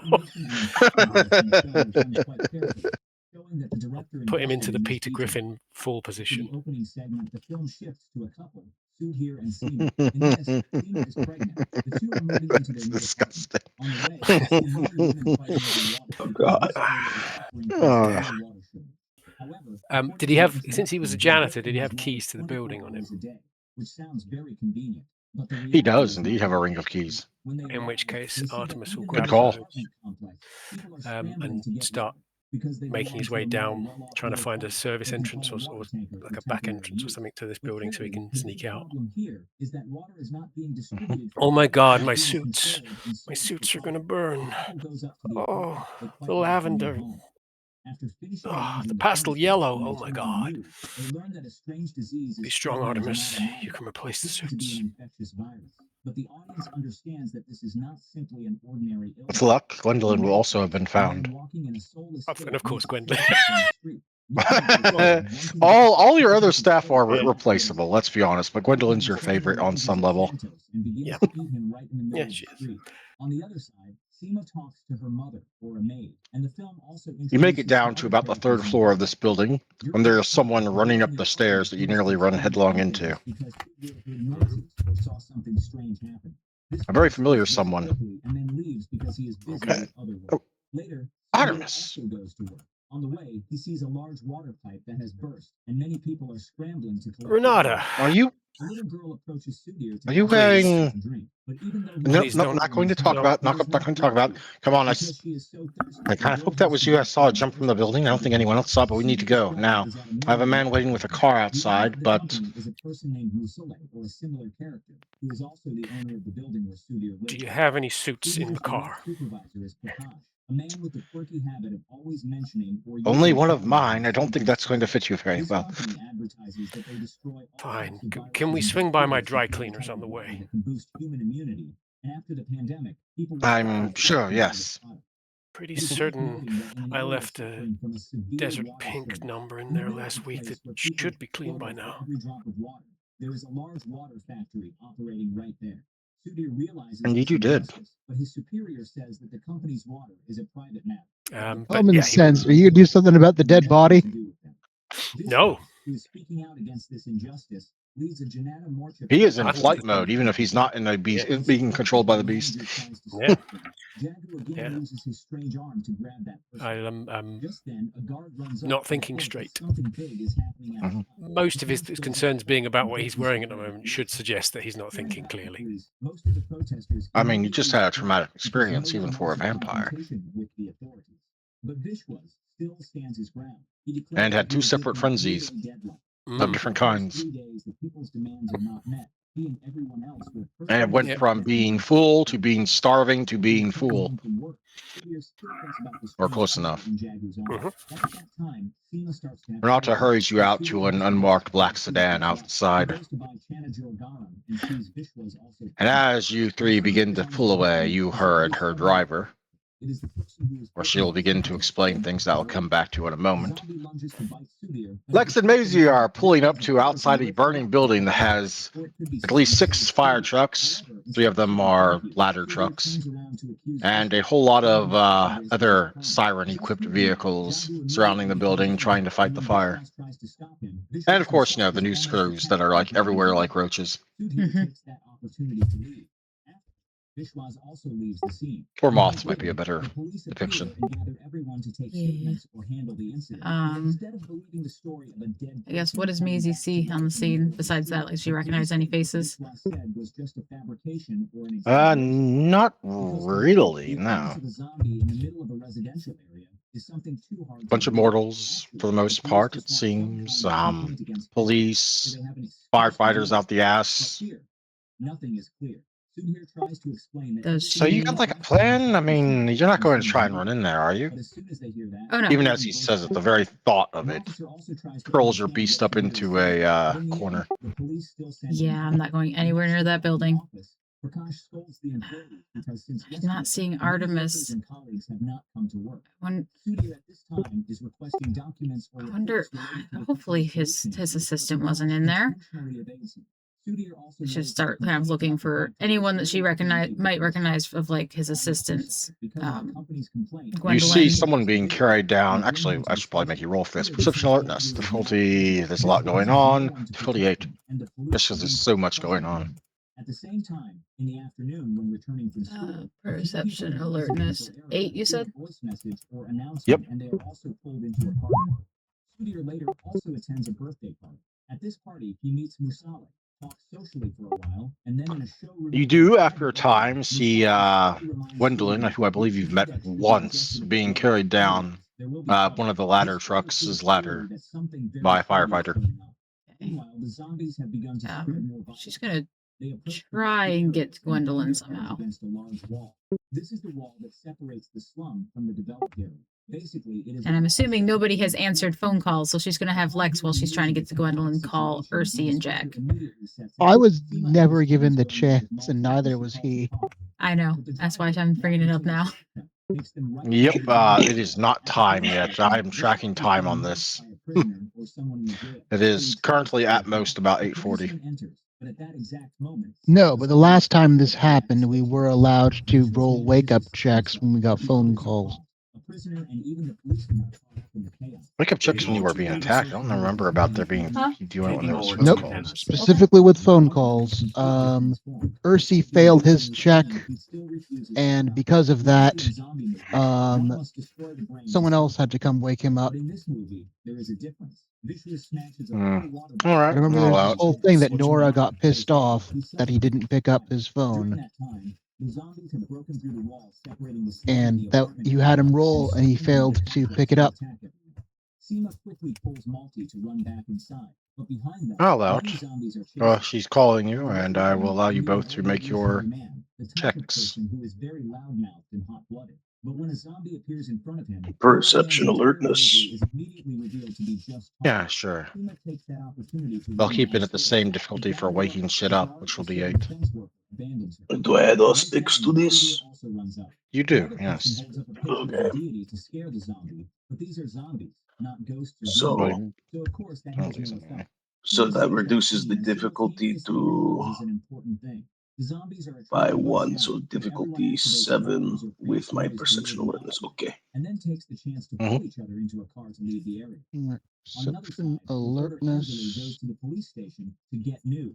This is the female reporter. 45. At the beginning of the 2 When success. she walks inside, she meets Vishwas, who is trying to free himself or run out. Seeing that scene, she thinks Vishwas 1 second. just attacked the police and is escaping. So she immediately reports the video. But Vishwas tells her everything, that people are going crazy, transforming, and they need to quickly. Oh no, wait, I accidentally put the modifiers at 5 and not the difficulty. That would not be good. You would probably roll really well, and I would say it sucks to suck, but you got to re-roll that. If you notice, sometimes you don't. Alright, I'm back.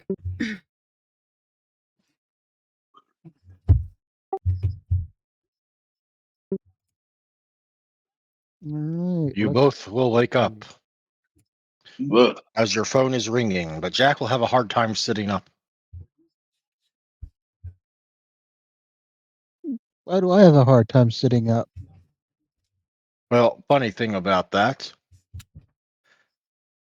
there is a gray and furry beach ball shaped eminence that is Sir Cole, that is perched atop your chest just like a dais, with remnants of what looks to be tuna salad weighing upon his face like a king's crown jewels.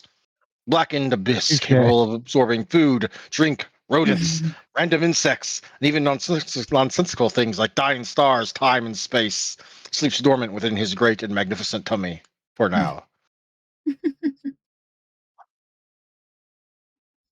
The glorious You know what? That's Serpu. fair. May I have my I will give him scritches No, as go I on. pick up the phone.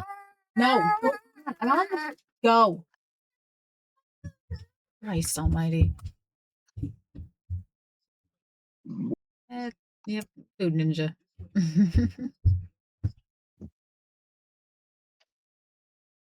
There we go.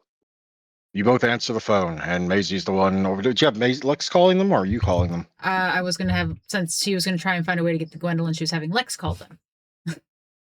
Okay, well that changes this a bit, I bet. One moment. Oh boy. Hey, guys, you there? Ugh, what is it? It's so fucking early. Yeah, I know it's fucking early for you guys because y'all like sleep in or something. I think it's odd. I've never seen Maisie do it, but fuck it. It's not Anyway, y'all important. both awake? Why are you calling?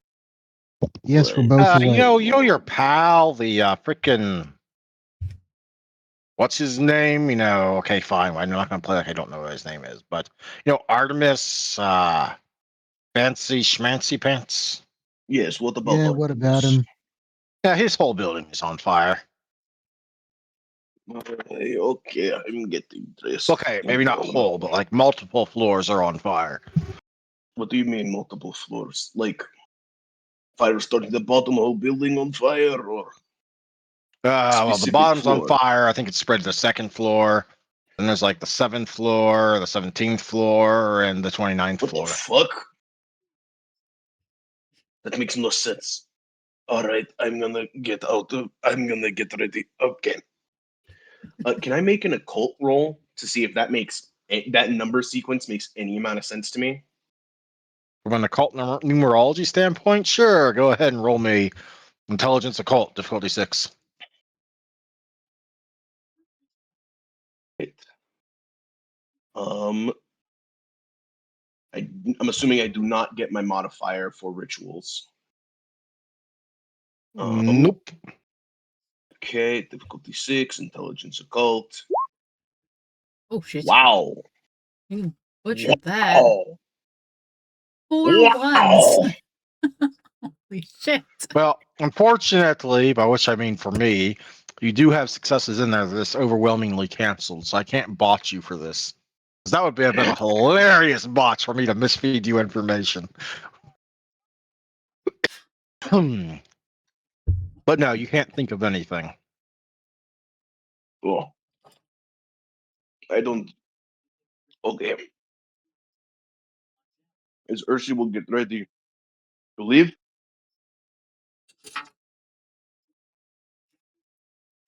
and he'll hang up his side of the call. Get here when you can, I guess. I think Maisie's going to go try and stick her head into business and, I don't know, do Maisie things. Okay. Bleep.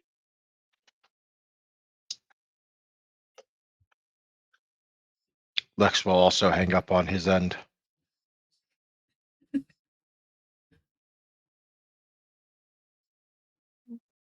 And as I presume Jack makes his way downstairs to his vehicle, et cetera, et cetera. Mm-hmm. One moment, let me see if I can. Yeah, if I could, it's fine. It's fine. Oh, yeah, here we are. You will pass by this on it's one of the many drawings covering Anastasia's wall. Well, I guess I know what that means now.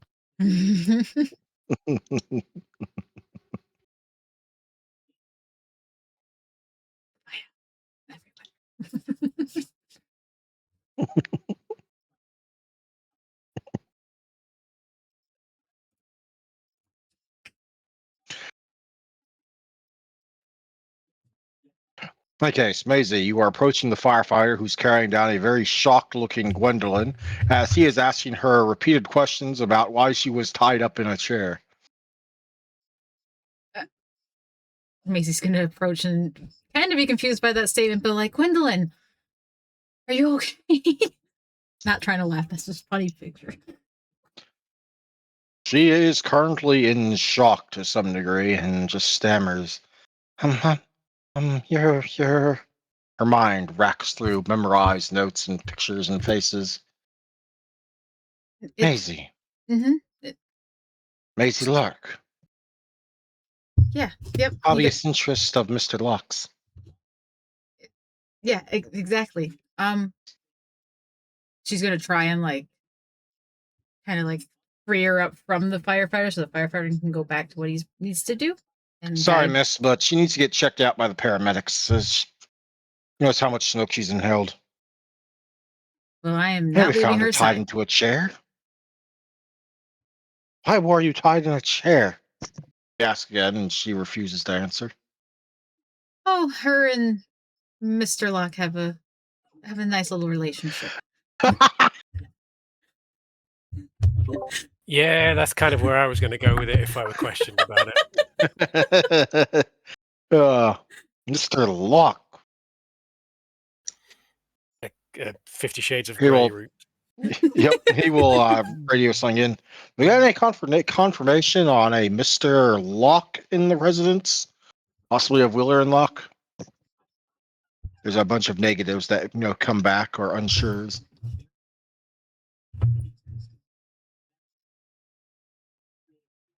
I'm really sorry. I need to get her to the paramedics. They'll look her over. The EMTs will look her over.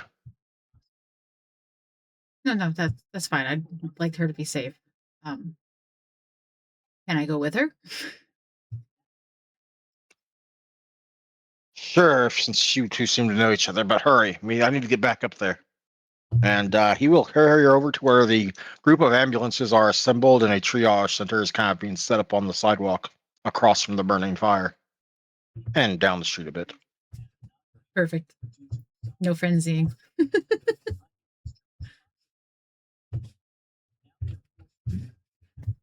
Once she gets settled, she's going to try and, like, while the paramedics are doing their thing, just trying to get any information she can about where Artemis has disappeared to. She is not talking, not to them or to you, about anything she has seen. Her lips are mum. She's going to be difficult. Not entirely by fear either. Yeah. She is well paid to keep her boss's secrets. Which is fair. Even if none of them make any fucking sense right now. Well, then, we might have to loosen some lips. There's a reason she's the favorite. Yeah. See that. We might need to loosen some lips then. That's not what I want. Where is it? Here it is. So before we have Jack and Ursi arrive, actually, yeah, we should probably have them arrive first because the next bit might take a little while. So, by motorcycle or by how is Ursi getting here?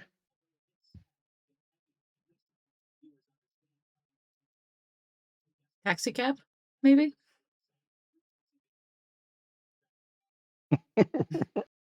Or one of the Chantry schools maybe can give him a ride. Hey, I think. Oh shit! I thought I was unmuted there for a moment, so I just had like a whole conversation with myself. What was I gonna say? I'm really not feeling good, Okay. and so I may have to dip.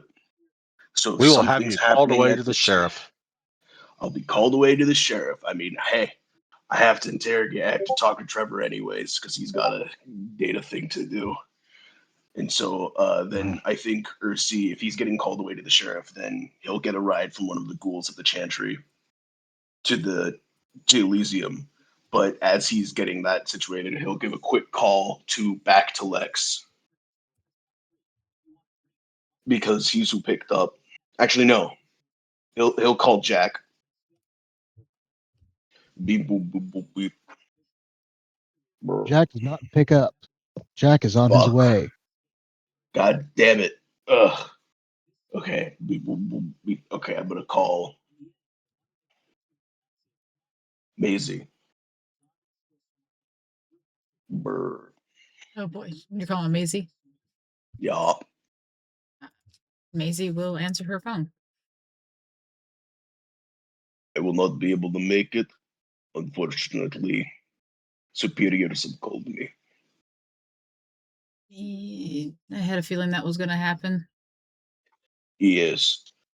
I do hope Artemis is alright. I don't understand what the thing with the floor numbers being on fire is.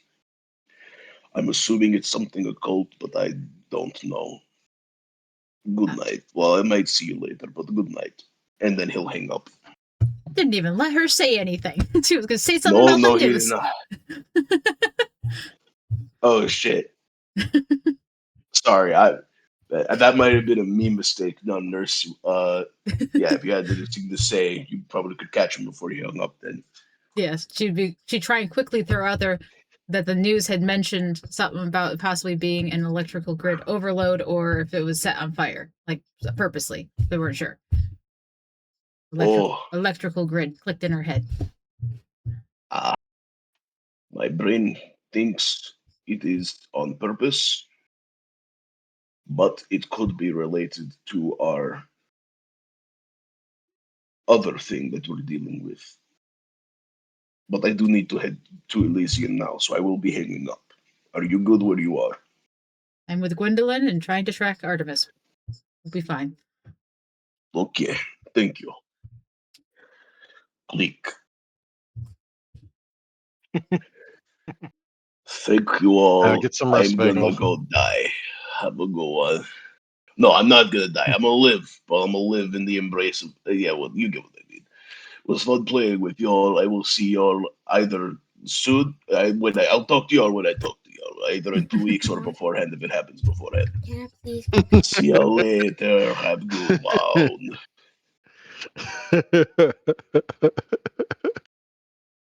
Bye, Bagel.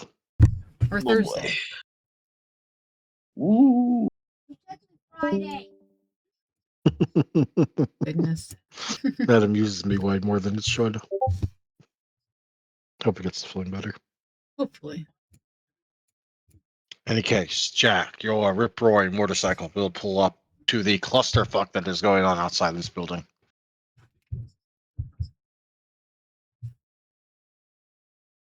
Alrighty then.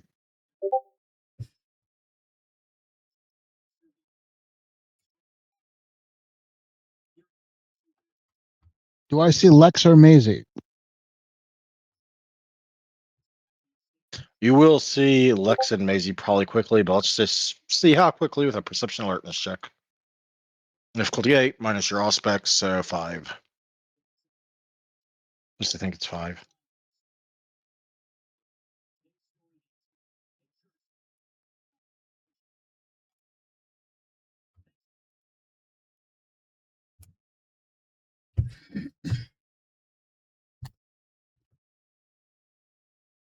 So the difficulty is 5. For you, yes, because your aspects.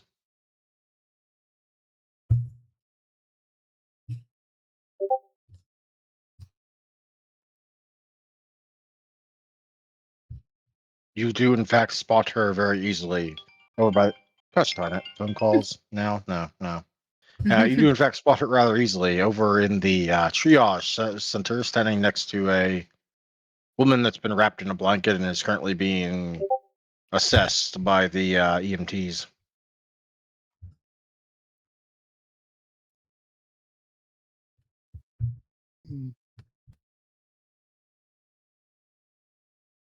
I guess I'll make my way over.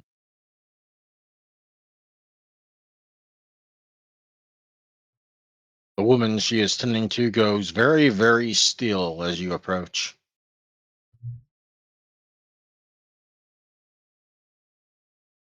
And staring over Maisie's shoulder at Jack.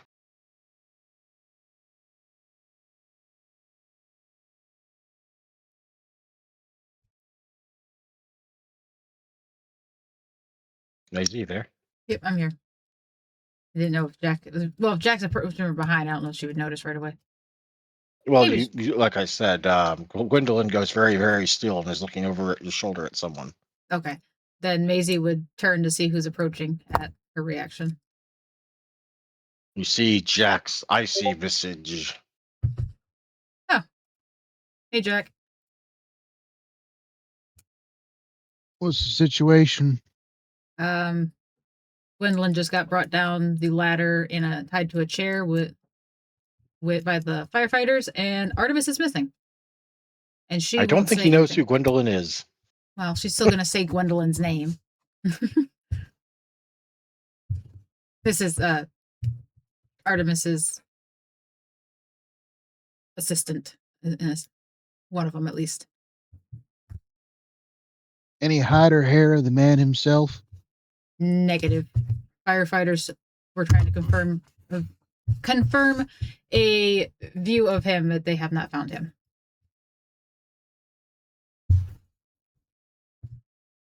Gwendolyn, do you know where he is? She's not talking. Whether I did or didn't, I'm. No, I would not be telling. I'm going to give her the look, TM.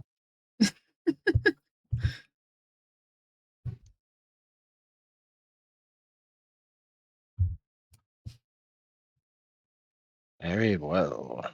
Give her a the look. Which is kind of stupidly easy in the system. You go down to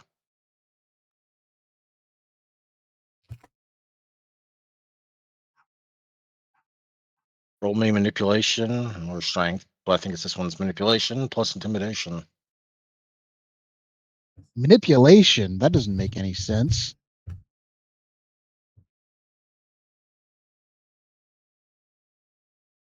No, outright threat or subtle threat.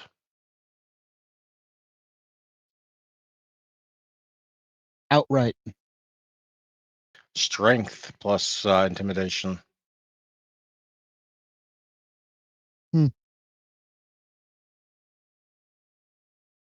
Difficulty? Well, it's difficulty 6, but it is going to be contested by her willpower roll. I don't have a sheet for her, but I will just go ahead and roll some for her.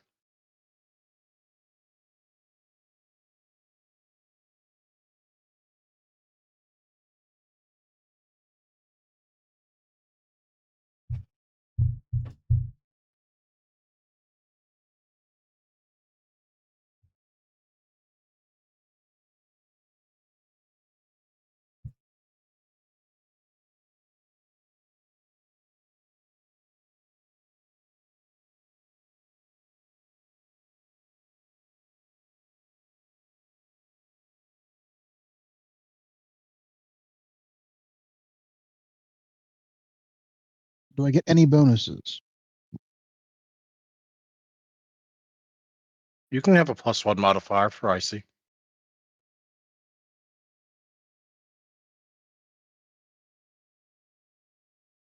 Turn my volume down.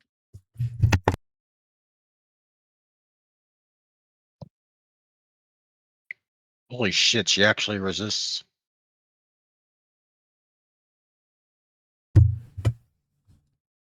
Oh shit. Ooh. In my defense, I'm more built for doing appearance intimidation than strength intimidation. Can Maisie dominate? However, one moment before we get to that. Okay, never mind. Maisie, what were you going to do? Can she mesmerize her? Absolutely. That's what I was going to do before Jack showed up. Your difficulty is 5. Manipulation plus leadership. Manipulation, leadership, difficulty 5. Roll. Ah, there we go. Yes, you can do pretty much anything that Dominate Mesmerize says it can do. You can't command her to kill herself because Dominate in this edition doesn't allow that. But you could make her do borderline suicidal actions. We are not doing that. I don't need Artemis on my ass for that. Good call. I think Maisie's is gonna basically have her spill all the beans necessary to find Artemis without. Well, she doesn't know anything about the. She doesn't know about kindreds, right? You don't know. Okay, so she's gonna basically make it where she doesn't. She's would like her to tell her everything they need to know to find Artemis, without revealing the kindred side to the humans around them. Mm-hmm. Figure out a way to word it because you are speaking it. Yeah, yeah, sure. Well, I have common sense. I'm asking. Well, I will let you know if I see a problem with what you were saying, or at least a problem that I would exploit. Okay. So yeah, Macy's gonna basically be like, I put it. I really suck at words on the spot. Hold on.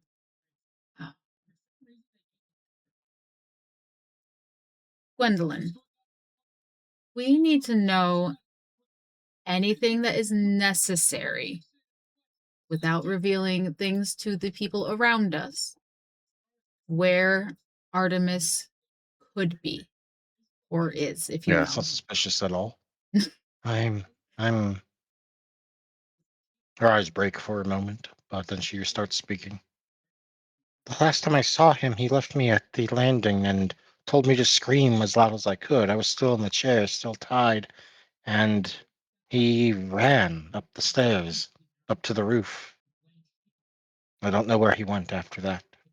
But he was, indisposed, naked. Wonderful. Does not help with the tied chair situation. One of the EMTs says in the radio, be on the lookout for a naked man on one of the upper levels.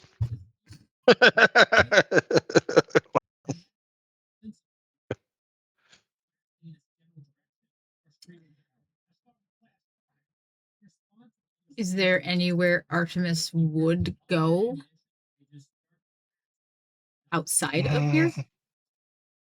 Assuming he made it out of the building, does have a particular cleaners he likes. He may have tried that. I believe he keeps a spare set of clothing there. He may have gone there.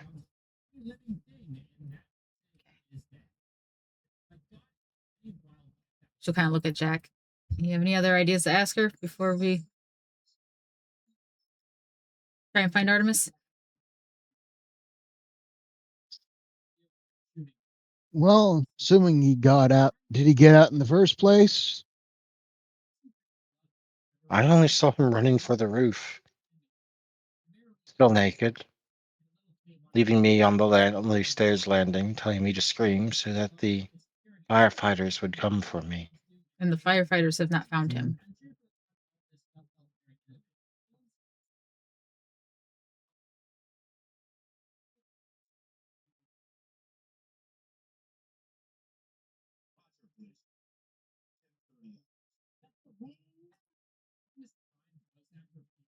Artemis, where is your clothes cleaner's place at? I believe it was somewhere in like an Asian area of town. Yeah, whatever the version of, I guess, Chinatown or Korean Town is in Miami.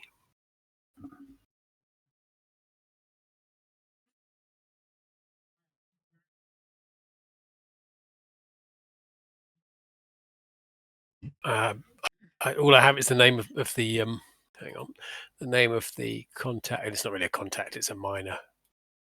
Mr. Jong, my dry cleaner. They are apparently there's a strip of Asian markets and restaurants along Northeast 167th and Northeast 163rd Street along Yep. North Miami Beach.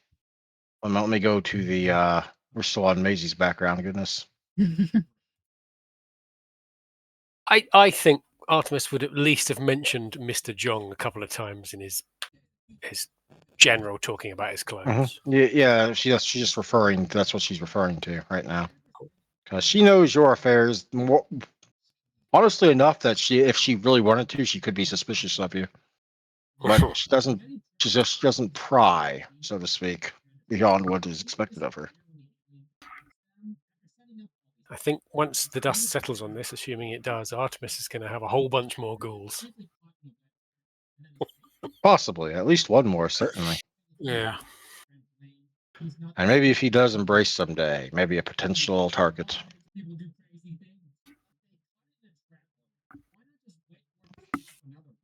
But in any case, let me see. Yeah, good. Oh yeah, that would be way up off the north of the main map. Yep. But yeah, you have a rough location of where he may be heading to. So, One sec, my cat, who demanded to come into the room, is now demanding to be let out again. Is it a fat cat? She's a little plump around the middle, yeah. One sec. Excellent. Circle as a new bride.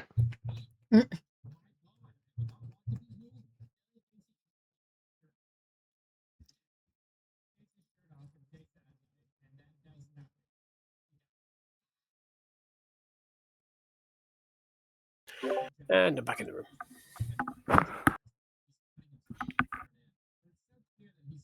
We go to Artemis in the back of a black sedan with one Renata Diaz while it's being driven by her driver.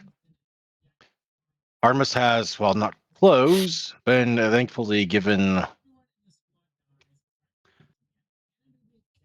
You know those like pocket size but immediately foldable out ponchos? You've got a rain poncho around you. That's about the best they could do.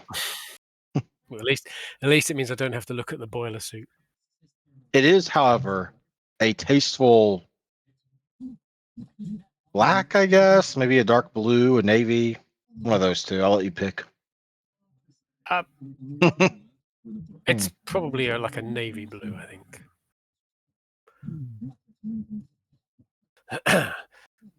So, Renata, now that we're away, how did you know to come find me? One of my sources may have tipped me off on some information, specifically on the patterns of a certain ghoul and some other things besides. Some assets I'd been tracking of Marcus's were being moved Once I escaped the progressively. building, I noticed that only intermittent floors were on fire. That can only be a deliberate arsonist. Do you know anything about Quite that? so. Not about who he would use for such a thing. Many mortals doing that would likely inevitably end up getting caught in the blaze almost. I don't know exactly where he got manpower he could both use for that, and it might be due to the information we've been gathering that suggests he has access to some sort of mercenary. Seems a bit much, but that's about the best word I can put towards it. There's certainly not some affiliated gang that I'm aware of. What is abundantly clear is that Marcus has moved the game up to the next stage, and we have to follow suit. We need to strike back. I have been working on that. I have a list of at least 3 havens of his that I am sure are his, but there may be yet more. Interesting. I'd like to see the list, if I may. She will hand the list to you.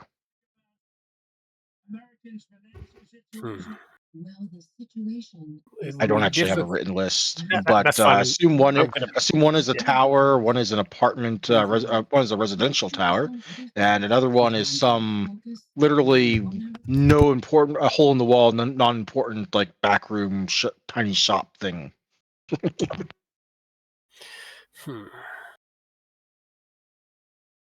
It'll be difficult, but not impossible to hit all 3 at the same time. I may need to make some calls. speak to a few people I know and see what we can do to set up a little revenge for Mr. Vitel's On that actions. note, is there anything I should be aware of that needs to get covered up? I have some assets that could be moved to such things, but your own assets are... The offices were well insured. I should get a decent payout package for this. But as far as incriminating items, no, I don't believe there was anything. Well, there is my safe, which... yeah, there may be some items in my panic room that I might need to get a hold of before the authorities do. I'm sure I can sort something out. Quite likely. Especially if you put in the word, if necessary. There might be assets mobilized to prevent any masquerade breaches.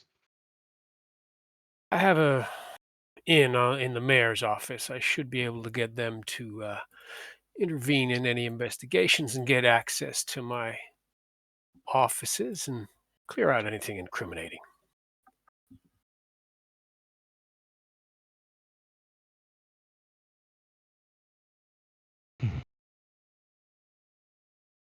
Nope, we're here. This is the place, isn't it? Doesn't look like much. Mr. Jongs, don't let the facade fool you. The man is a genius of dry cleaning. I suppose I shall wait until I see the results. I'll be a few minutes. And Artemis will exit the car and walk into the 24-hour dry cleaners, Mr. Jongs. Mr. Jongs, yes. Mr. Jongs, a man of many secrets. And possibly majory, but, that's neither here nor there. Mr. Jong turns out to be an immortal. I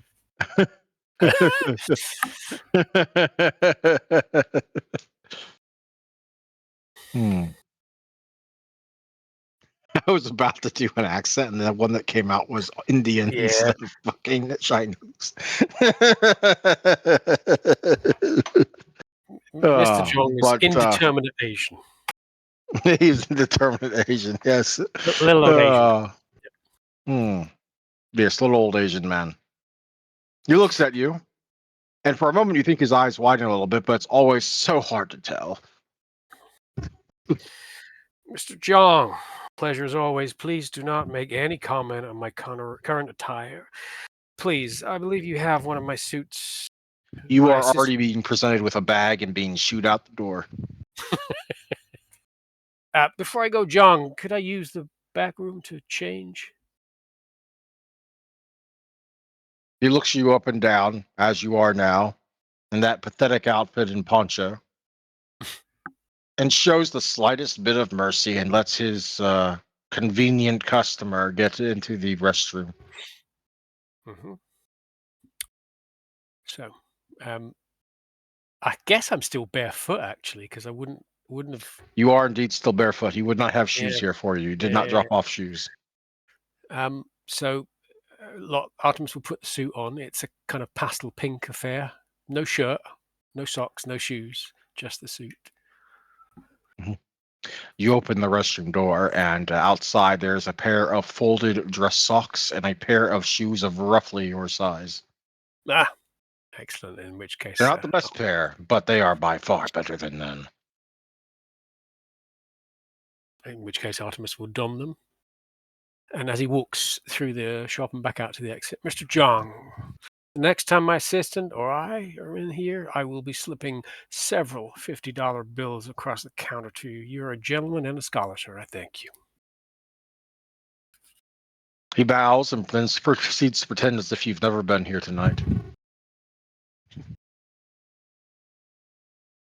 Artemis will emerge into the Miami night, brush a few invisible specks of dust off his lapels, and climb into the car. By the way, he has a thatch of grey chest hair. How is that visible in this outfit? Oh, yes. Without his shirt, that is incredibly visible. Oh, you literally just picked up a suit and pants. Yeah. Hmm. Well, I suppose it's an improvement by far. I'm pretty sure I can carry it off, and mark my words, in 6 months' time, everyone in Miami will be wearing this.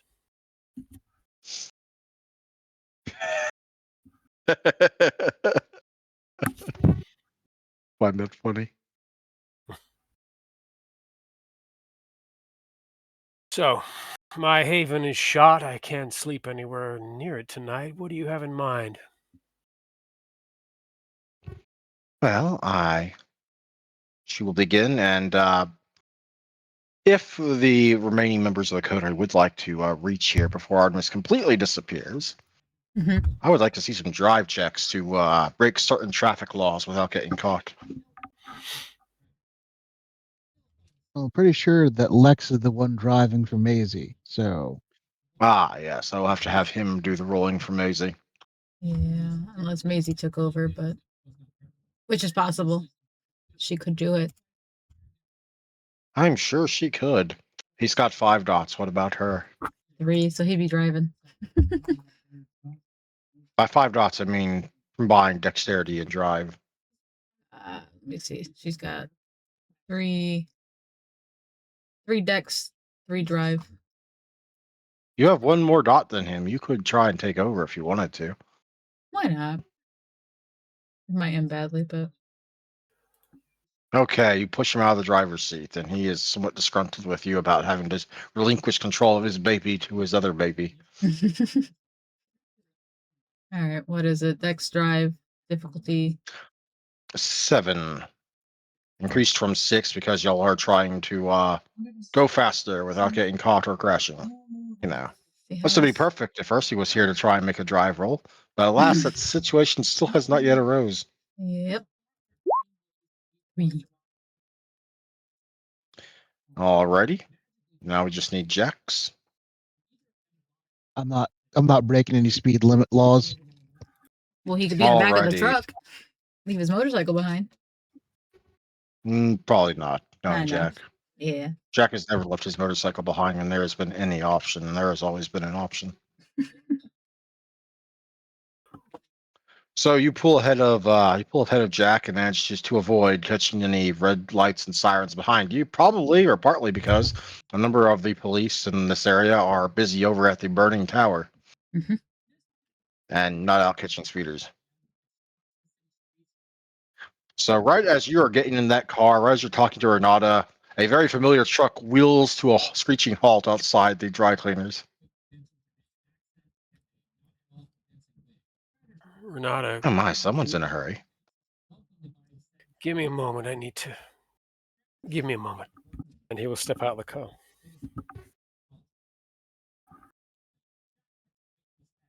There's a black sedan in front of you, Maisie, and out of it steps Artemis from one of the back seats. Artemis, describe your current attire and get up again. Artemis is wearing a dusty pastel pink suit, brown loafers, no shirt. His hair is slightly tousled, and there are smears of blood across his face because he hasn't dealt with that yet. Maisie's gonna hop out the truck and approach Artemis. Maisie, how did you know I'd be here? I spoke to Gwendolyn. Don't be mad at her. She didn't really have a choice. She's safe? She's safe. She's with the paramedics. Oh, that's good. Good. Gwendolyn, someone came after me this evening. Someone who has been after me for some time, but I believe now has stepped up a gear. I need to make myself scarce.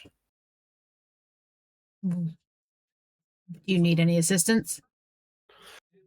While I appreciate the offer, I need to retreat and lick my wounds a little, work out my next move. My cell, my computers, everything back in the Haven is gone. I'll need to get hold of a new cell phone, but once I do, I'll give you a call and let you know where I am and how I'm doing. She's gonna kind of like point at her face, like, what's that? What? do I have something on my? And he'll sort of lick his hand and ineffectually wipe at his chin. You kind of got some blood on your face. Oh, I don't have a handkerchief. I'll deal with it. Thank you. Is everyone else okay? Did they come for anyone else? Ursi is on his way to the sheriff's, and Jack is somewhere behind me. We came as soon. Well, they came as soon as I called them because it was all over the news. Make sure that Ursi lets the sheriff know this was deliberate.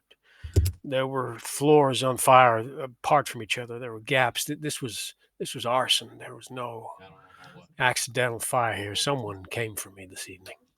Make sure they know that. We'll make sure that they know. But I think Ursi knows the pattern in the floor already. Lex gave them a call while I was dealing with Gwendolyn. Good. And he sort of points to the car. I need to get out of here. Keep in touch. I will, and thank you, Maisie. I appreciate it. Gotta have a friend somewhere. As you say. And Artemis will climb back into the car.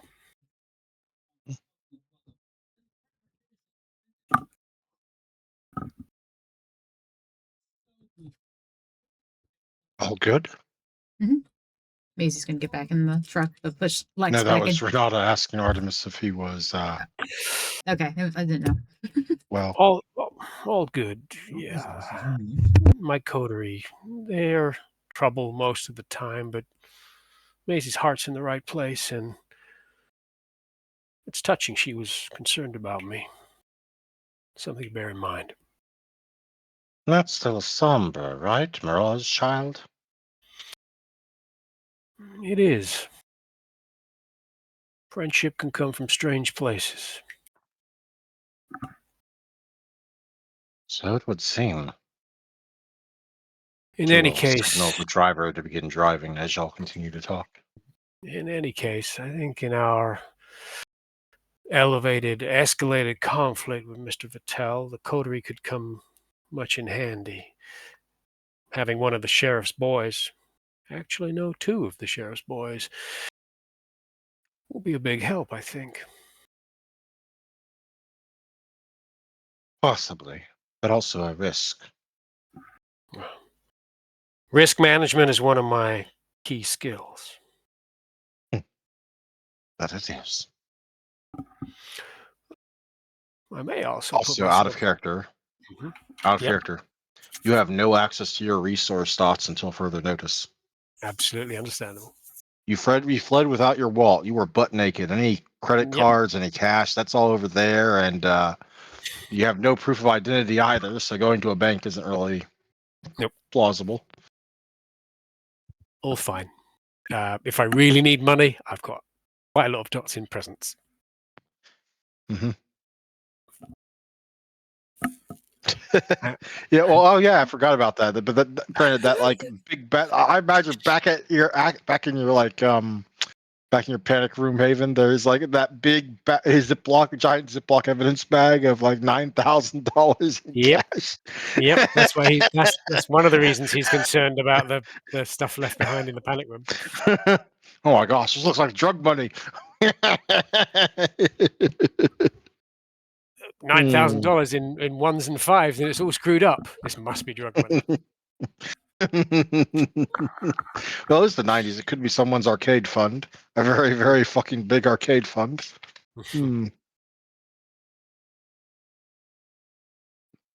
Well, man, I miss the arcades. As a 90s kid, I miss the arcades. Yeah. I don't. Those things were fucking rip-offs. Yeah, in your generation.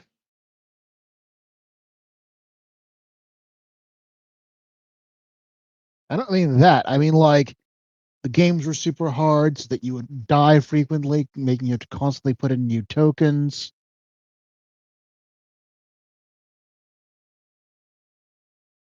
And? And I would rather have video games that didn't actively scam me out of my money.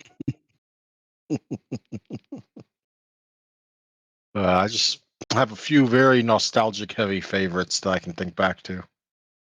Mm. 90s. Which is arguably part of the reason why I set my games in the 90s. The other part is that tech isn't super techy yet.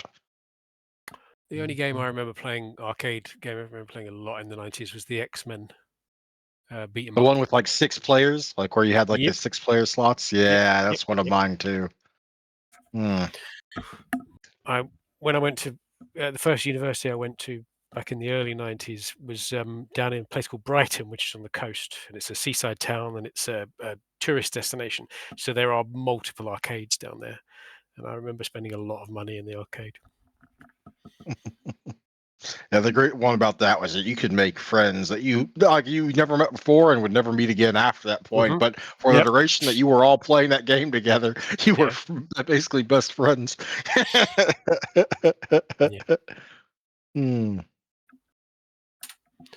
See if I The can only find. arcade game I can remember that had like 6 of those little controllers and buttons, like all lined up in a half circle. Mm-hmm. Yep. Oh, That's the one. nostalgia is heavy. In any case, as you are pulling away with Renata and circling around the corner, around the opposite corner, from the other direction comes Jack's motorcycle at perfectly legal speeds. Ah, yeah, that's the stuff. That's the thing. Mm-hmm. Look at that beauty. I was always like That and possibly Raiden 2 would be the arcade games I'd own if I could. Raiden 2 was one of those like pilot plane games where you were picking up upgrades and shooting other planes and vehicles out of the sky or something. It was a whole thing. Mm-hmm. Okay. Wasn't my Okay, arcade. I have gone off track enough about 90s nostalgia, enough for right now, I think. But yes, around the opposite corner comes Jack motorcycle, arriving at perfectly legal speeds. And can easily see Maisie standing in the middle of the road, and Lex presumably in the truck. Yep.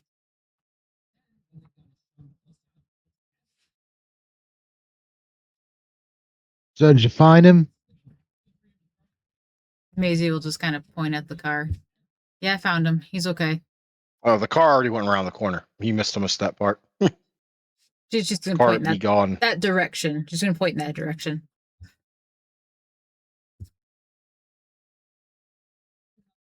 Yeah, he's okay. Doesn't have a phone right now, but once he gets a phone, he's gonna reach out. Okay. Anything about him that that needs to be noted? He said to make sure that the sheriff knows that, well, you're not Ursi, but you've got connections to. That the fire was definitely intentional.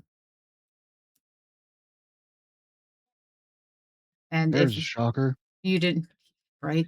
And if you didn't notice the floors, there were specific floors that were on fire and others were not.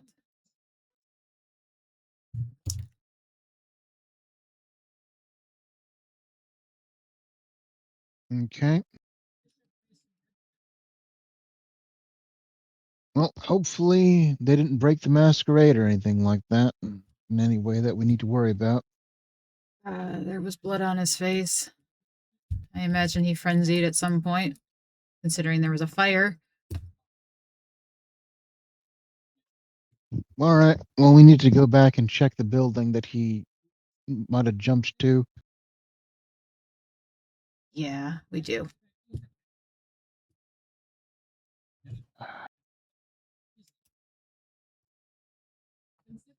Back to the scene of the crime. Back to the scene of the crime. Wonder Kids powers activate. Or some shit, I don't know. Half the coterie getting this job done. Once you return back to the I'm sorry, what was it, Maisie? I was gonna say, isn't it funny the cleanup crew is not the PR guy right now? Arriving back to the scene of the crime, there is obviously the burning building. It's the fire spread to a couple of adjacent floors in some places, but appears to now be contained. Sort of. It's kind of hard to tell in a couple of places. They're doing better on some floors and less better on other floors. But the smoke is very thick and heavy in the air.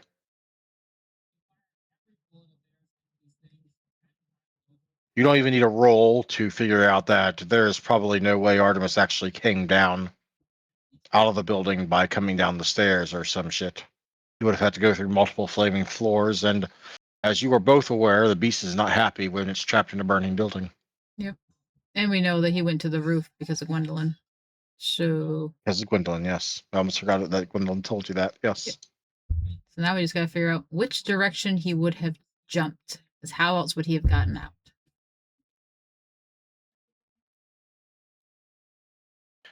Make me an I'm gonna- intelligence investigation check. The deductive reasoning can apply if you have. I think it's your wits thing anyway. Never mind. But if it's your intelligence, it does apply. What is your intelligence specialty if you have one, Jack? I only You have an have one? intelligence of 3, so I don't have one. No. Okay. Well, in any case, intelligence and investigation. Actually, you can use wits. I'll let you use wits if you want. Especially like deductive reasoning. It only makes sense you'd be able to use wits for this. I have wits. So y'all can each use wits or intelligence at your discretion. Okay, so wits, and then what was the other one? Investigation. Difficulty 7. All right. I need to make that wits. Investigation. Which I don't think I have any of. Difficulty. You said 7? 6? Mhm. Which one? 7. Okay. Awesome. 7, you silly girl.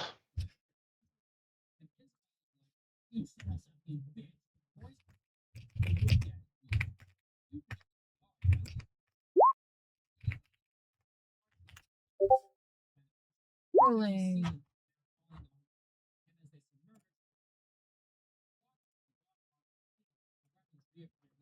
Five successes or just 3 successes? Maisie, you're still battling between one of like 2 or 3 options, but Jack will pick it up immediately. There's one building that's 10 meters away. It's roof from the other roof, aside from the fact that it's 5 stories down. Mhm. It is the closest in height, and at the very least tied for closest in distance to the roof of Artemis's own building. A 25-story office building.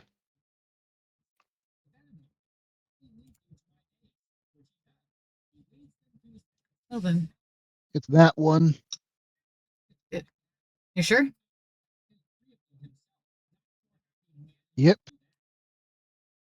All right, let's go see if In we can. Jack's eyes, this might as well be a row of giant candles. One lit and the other's just waiting to go when their time comes. This one does seem like it's the next one. Well, we better go see if we can find a body.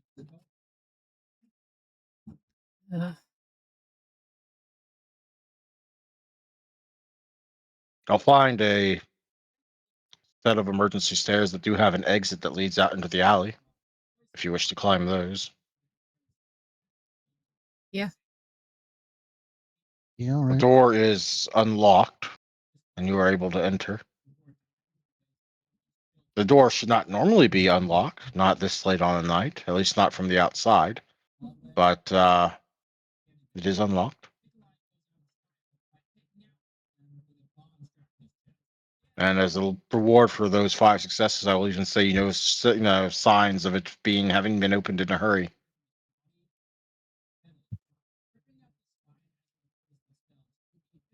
He came out through here in a hurry.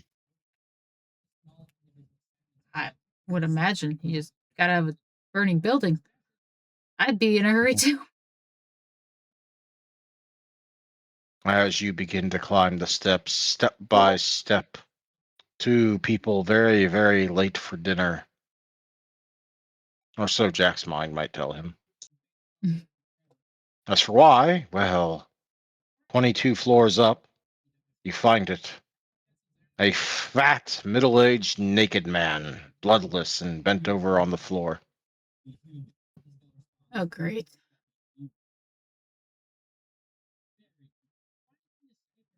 It would have been very helpful if he would have actually said that this was here so that we could have taken care of it quicker. Well, He it's a has good thing he obviously, knows the since blood his on his face. Yeah. he has obviously since his death defecated himself. Nice. Ugh.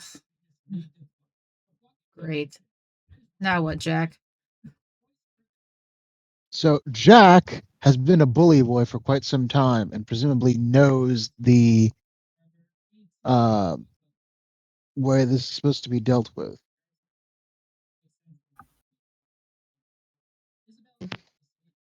Which means Generally calling some people that are on the take, having them cover things up, make things look the way they want to be looked.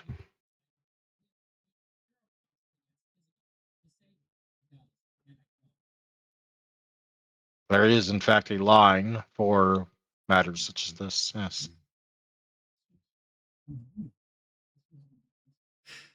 All right, I'm going to call that line. A Google secretary answers, "Yes, I've had. I'm sorry, sir. I'm sorry, ma'am, sir. It's a busy night right now. A lot of phone calls coming in and out. How may I help you?" We got a situation that needs dealt with. Of course we do. What's the nature of the emergency? extenuated body.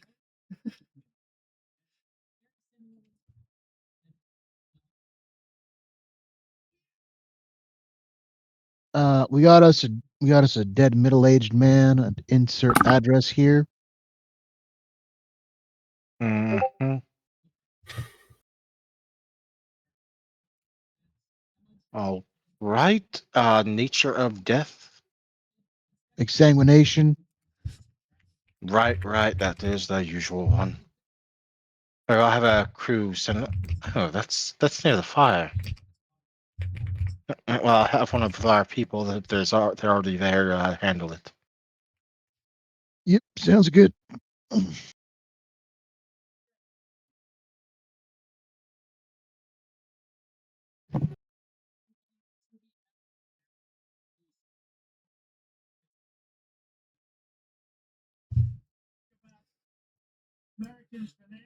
If this game tracked like masquerade breaches, like it did in the original Bloodlines game, I'd totally give you a masquerade mask back for this. But we don't. Hmm.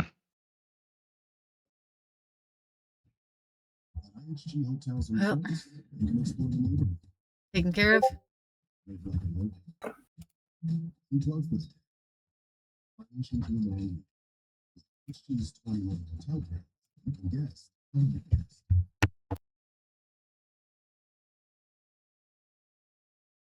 Jack will now get a phone call. I'll pick up. It tis the most obvious possibility. Your boss. Jack. Yeah, I'm going to need you to get to Elysium. There's things afoot.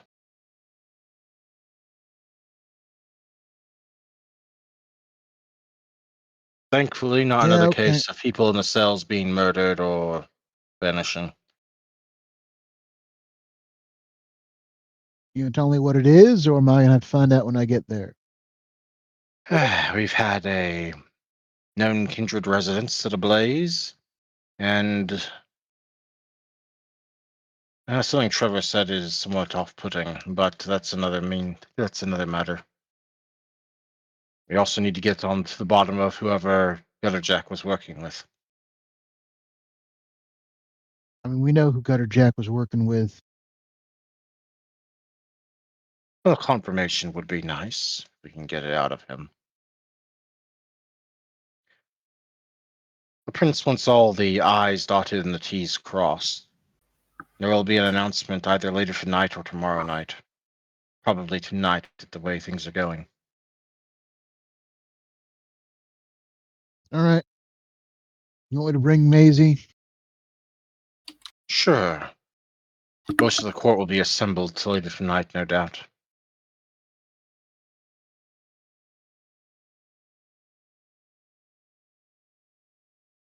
All right. We're on our way.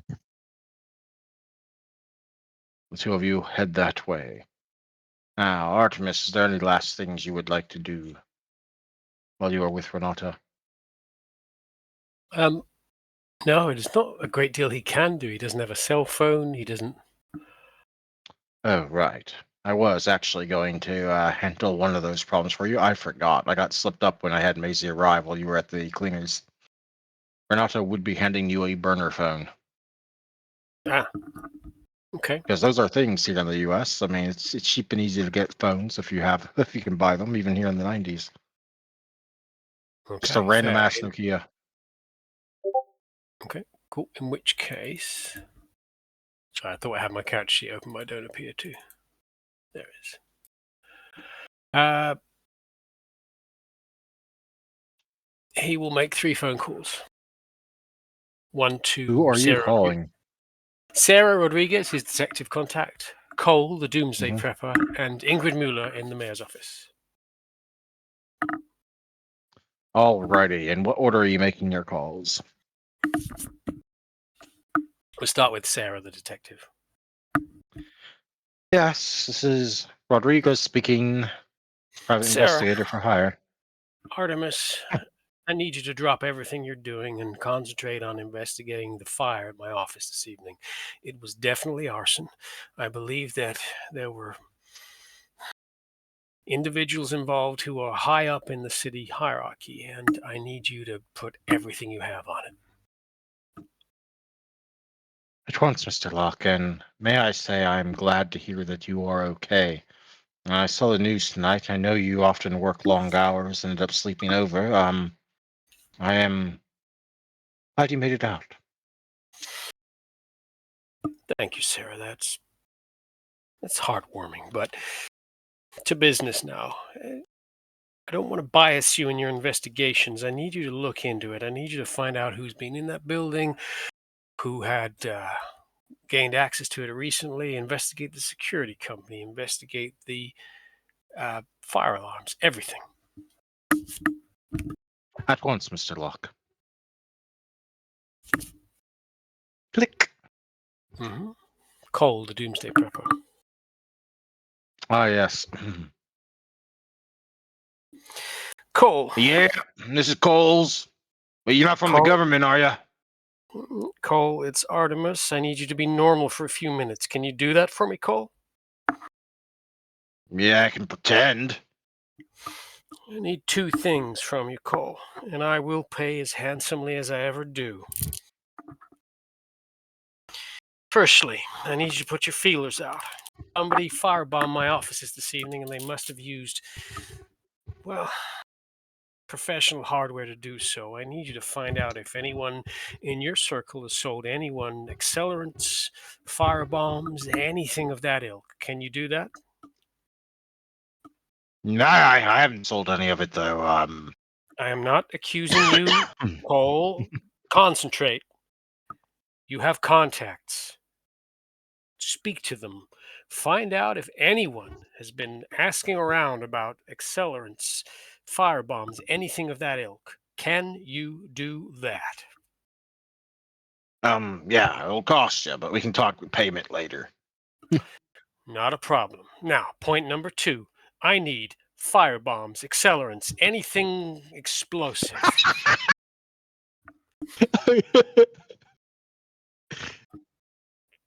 Oh, sorry. No, that's fine. It was The intentional. whiplash from that was just.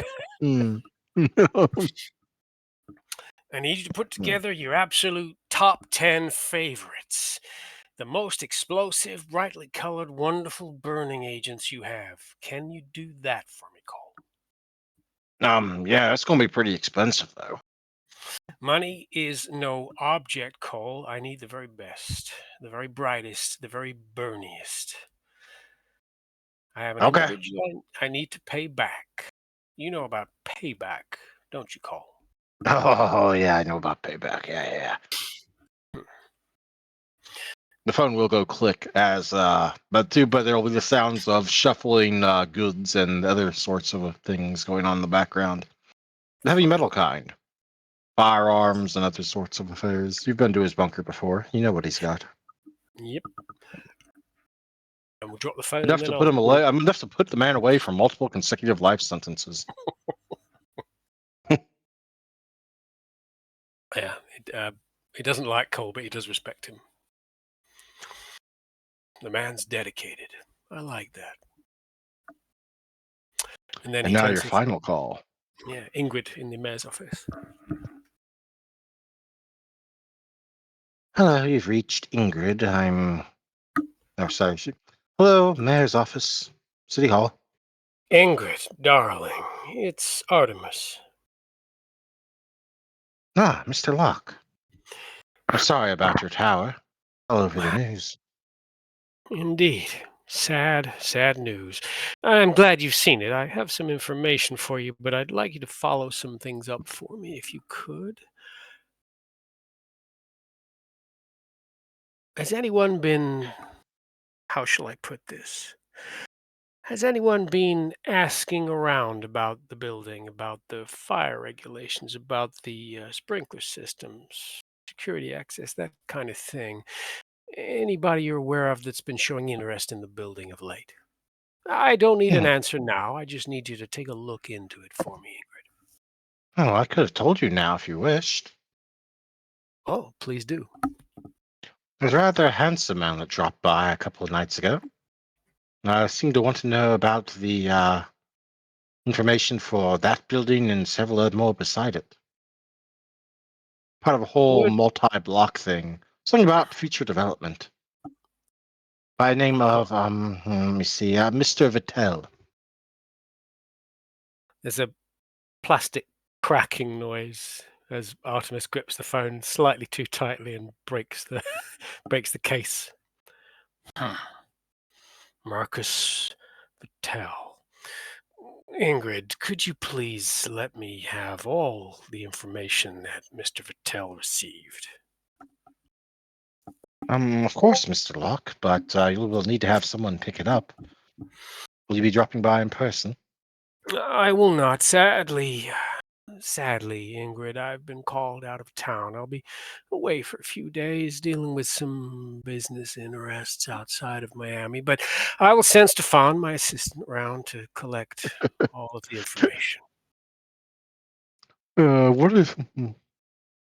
Of course, Mr. Locke. Speaking of which, you pressed your panic button for Stefan, who is probably right now panicking at the base of the tower, running around frantically. Fourth phone call. While they're still trying to Fourth, find Mr. Locke themselves. yeah. Fourth phone call. Yes. It's fine. If we saw him outside, we would have told him that he's fine.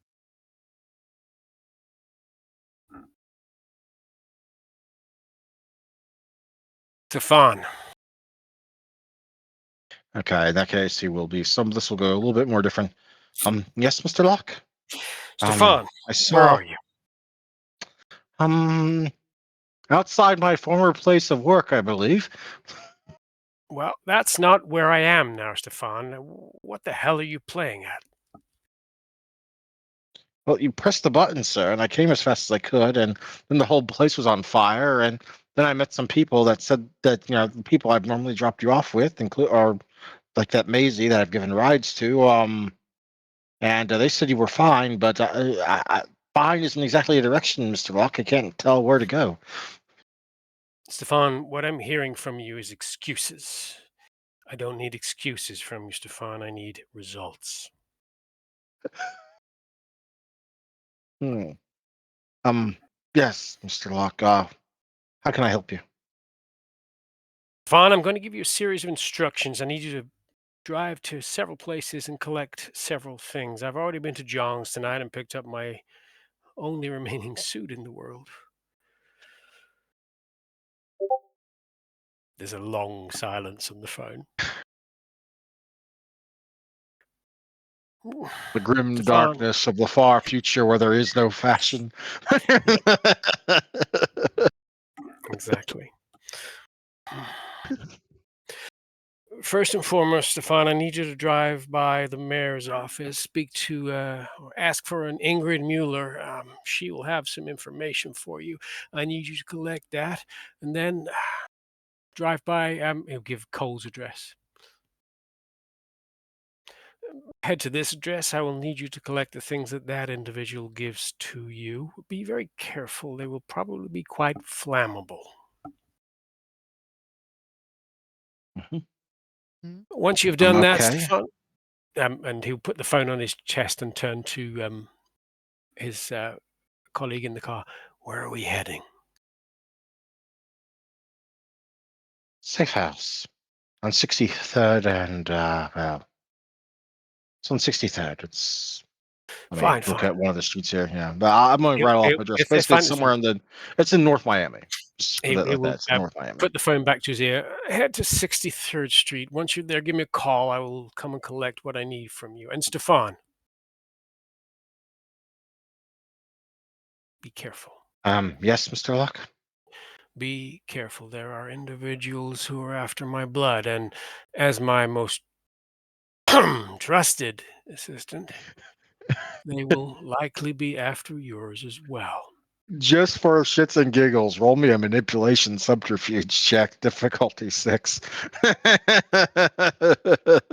I mean, out of character, is he lying? Yes. Yeah, he's lying. Gwendolyn is of the NPCs. Gwendolyn is his most Oh. trusted I assistant. have botched that roll. Oh no. um. Yeah. Let's please don't lie to me, sir. I know I'm not the best, but I'll do what I can, sir. I promise. Stefan, if you do well in this endeavor, there may be a promotion of sorts. I will certainly bring you closer into the inner circles. Not the inner circle, but one of the adjacent circles to the inner circle. Yes, Mr. Locke. Hmm. Oh, and Stefan, get a good car. Something sexy. All right, this is really cutting into the funds. I'll do what I can. Stefan, these sound like excuses. What I need is results. Results, Stefan. Oh, I know exactly how that's going to get interpreted. But that'll be for next session. Now, Jack, Maisie, y'all are heading to Elysium, but is there anything y'all wish to discuss before you get there? Because we will be ending session early tonight because, well, what's about to happen next is going to be big. I think Macy doesn't have any questions right now. I think that Also, so go on. I think something might be up with Artemis. You think? His building just got torched. That's not what I mean. I think I know why.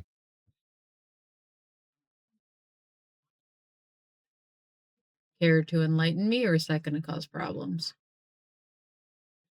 I'll enlighten you because I believe in coterie transparency, unlike some people.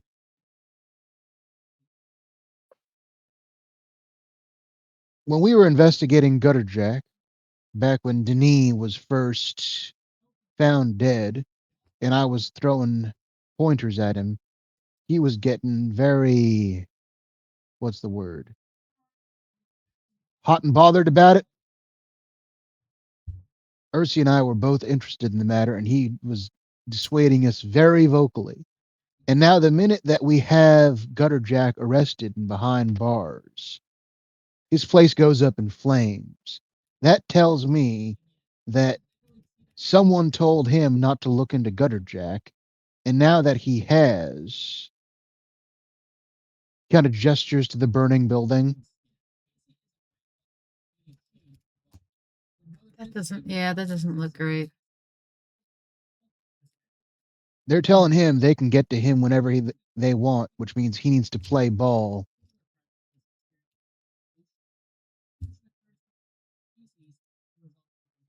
Well, shit. That's my reading of the situation anyway. As to who it is, I'm guessing some kind of Toreador that's in bed with Marcus Vital.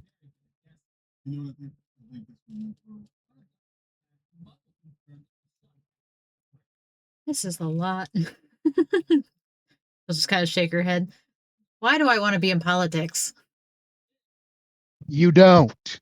Why do you think I'm a bully boy? Means we don't have to deal with politics. Out of character, Maisie. You don't really want to be in politics, but your VT does. I know.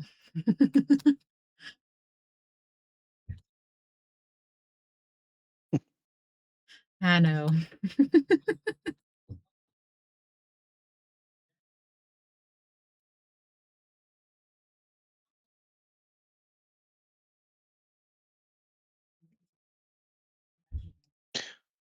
Also out of character. What's with the bear on the toilet and the toilet paper and the newspaper? Bear shits in woods. Marcus Vital is not behind this. Another news: bear shits in woods.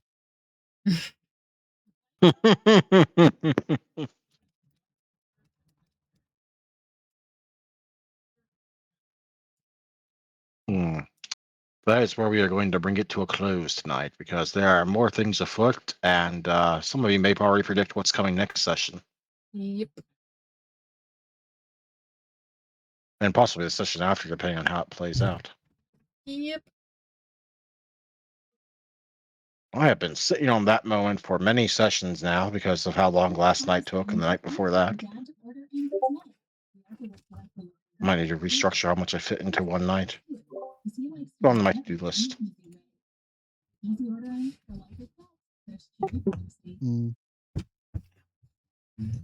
Yes, Rob, are you going to say something? No, sorry, that was just, I think, possibly just smacking my lips. Fair enough. Well, in any case, so let's move on to experience. You get your regular, you get your RP.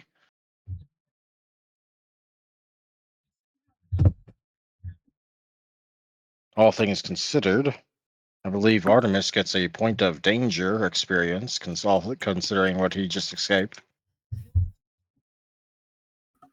And then there is learning. We'll start with Maisie. What did Maisie learn tonight? Maisie learned that Artemis needs to disappear, and Jack is suspicious of him. Jack has good reason to be suspicious of him. Yep. That would be more what you learned. Yep. That.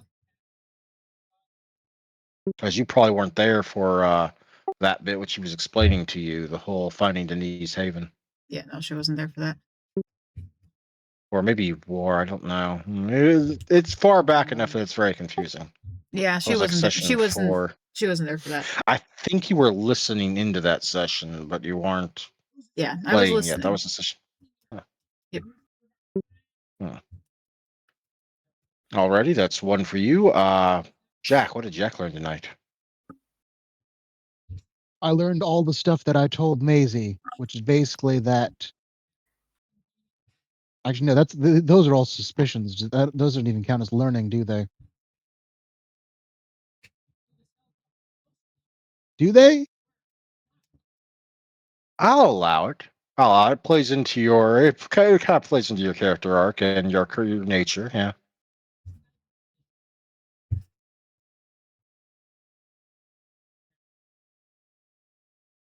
And possibly sets you up for willpower next session after you were right. It was Vitel. And you actually learned that.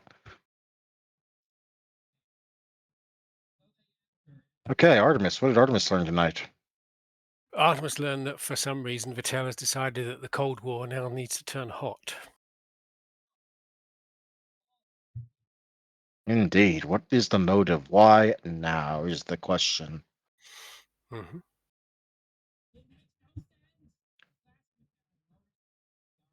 Which brings us to MVP. Rob, who gets it? I think probably Maisie for uber dominating my secretary. Fair enough. Jack, who gets it?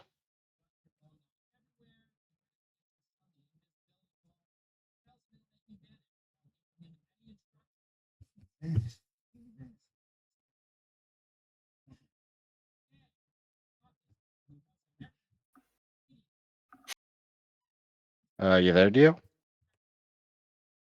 Yes, yes, I am. Sorry, would you ask me who gets the thing for this Yeah, I was evening? asking you for I was asking for your MVP nom. Yeah. I'm gonna go go ahead and have to say Artemis. No offense, Maisie. Nope, none taken. It was an Artemis session, kind of. Yeah. Yeah, sorry guys, it was a bit Artemis heavy this one. It happens. I've had in most, at least in my games so far, there's usually been sessions where sometimes it will go heavily towards one character or another, but I usually try and rotate it around so that everyone gets a session heavy towards them at some point in a story arc. Although Artemis did jump like 20 meters between two buildings through smoke naked, so if he gets a bonus for that, it's probably deserved. 10 meters. Let's get it right. 10 meters and down a good bit more. All right, Maisie, who gets MVP? Artemis for controlling his frenzy and jumping. Very well. That'll be 3 XP for each of you and 5 for Artemis. And he really needs it, man. I believe he is in last place, yes, or at least he was before this. Yeah, I'll give and, Ursi the benefit of the doubt and assume he has a learning something.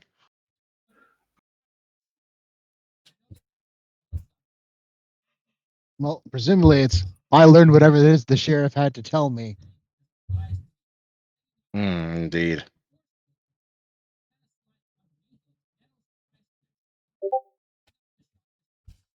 I have been planning that moment for, I want to say, at least 10 sessions ago. I kind of flubbed part of it earlier, but oh well. I actually was going to have Marcus Fattel dominate you and force you to go up in your haven and spend every second until the day sleep took you, repeating verbally that he is the one that owns you.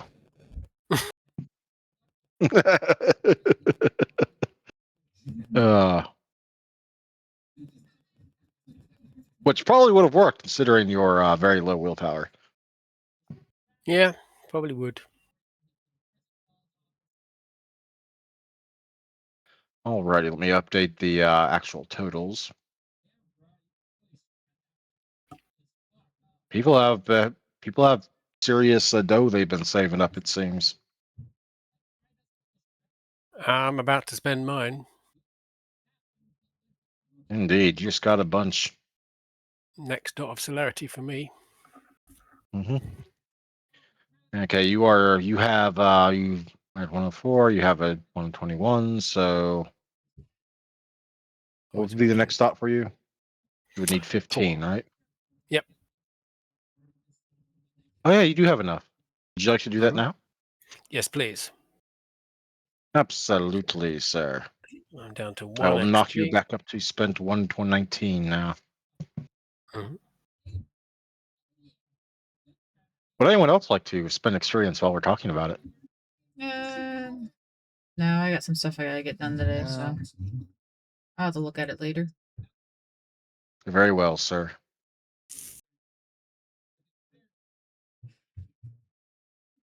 Again, I do wish that we hadn't had cuffing it right there, but It's cool. alas, one of our own is in the grips of grandfather's mercies. It's not that early. It's only 30 minutes.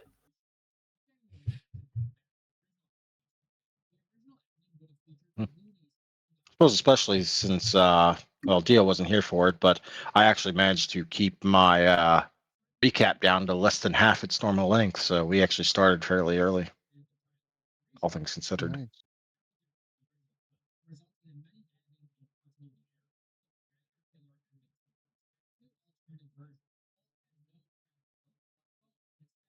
I actually had several ways that Renata would have ended up helping you, depending, but we didn't need the more drastic ways. I deeply loved the fact that he leapt naked from one building to another. And she definitely saw you, which is why she And knew she which saw, building to go to. yeah. Leapt majestically, naked, hairy chested, Mhm. batshit crazy look in your eye if the camera was close enough to see it. All right, I gotta head off. Yeah, I'm sorry, Maisie, Anna. It's okay. Good I luck. got- I got some stuff I gotta move around. Mhm. So, Mhm. all right, I'm gonna save the recording. I'll try and get it up before next session. Mhm. All right. Take care of yourself. Yeah. Thanks. See ya. Bye-bye. Bye-bye.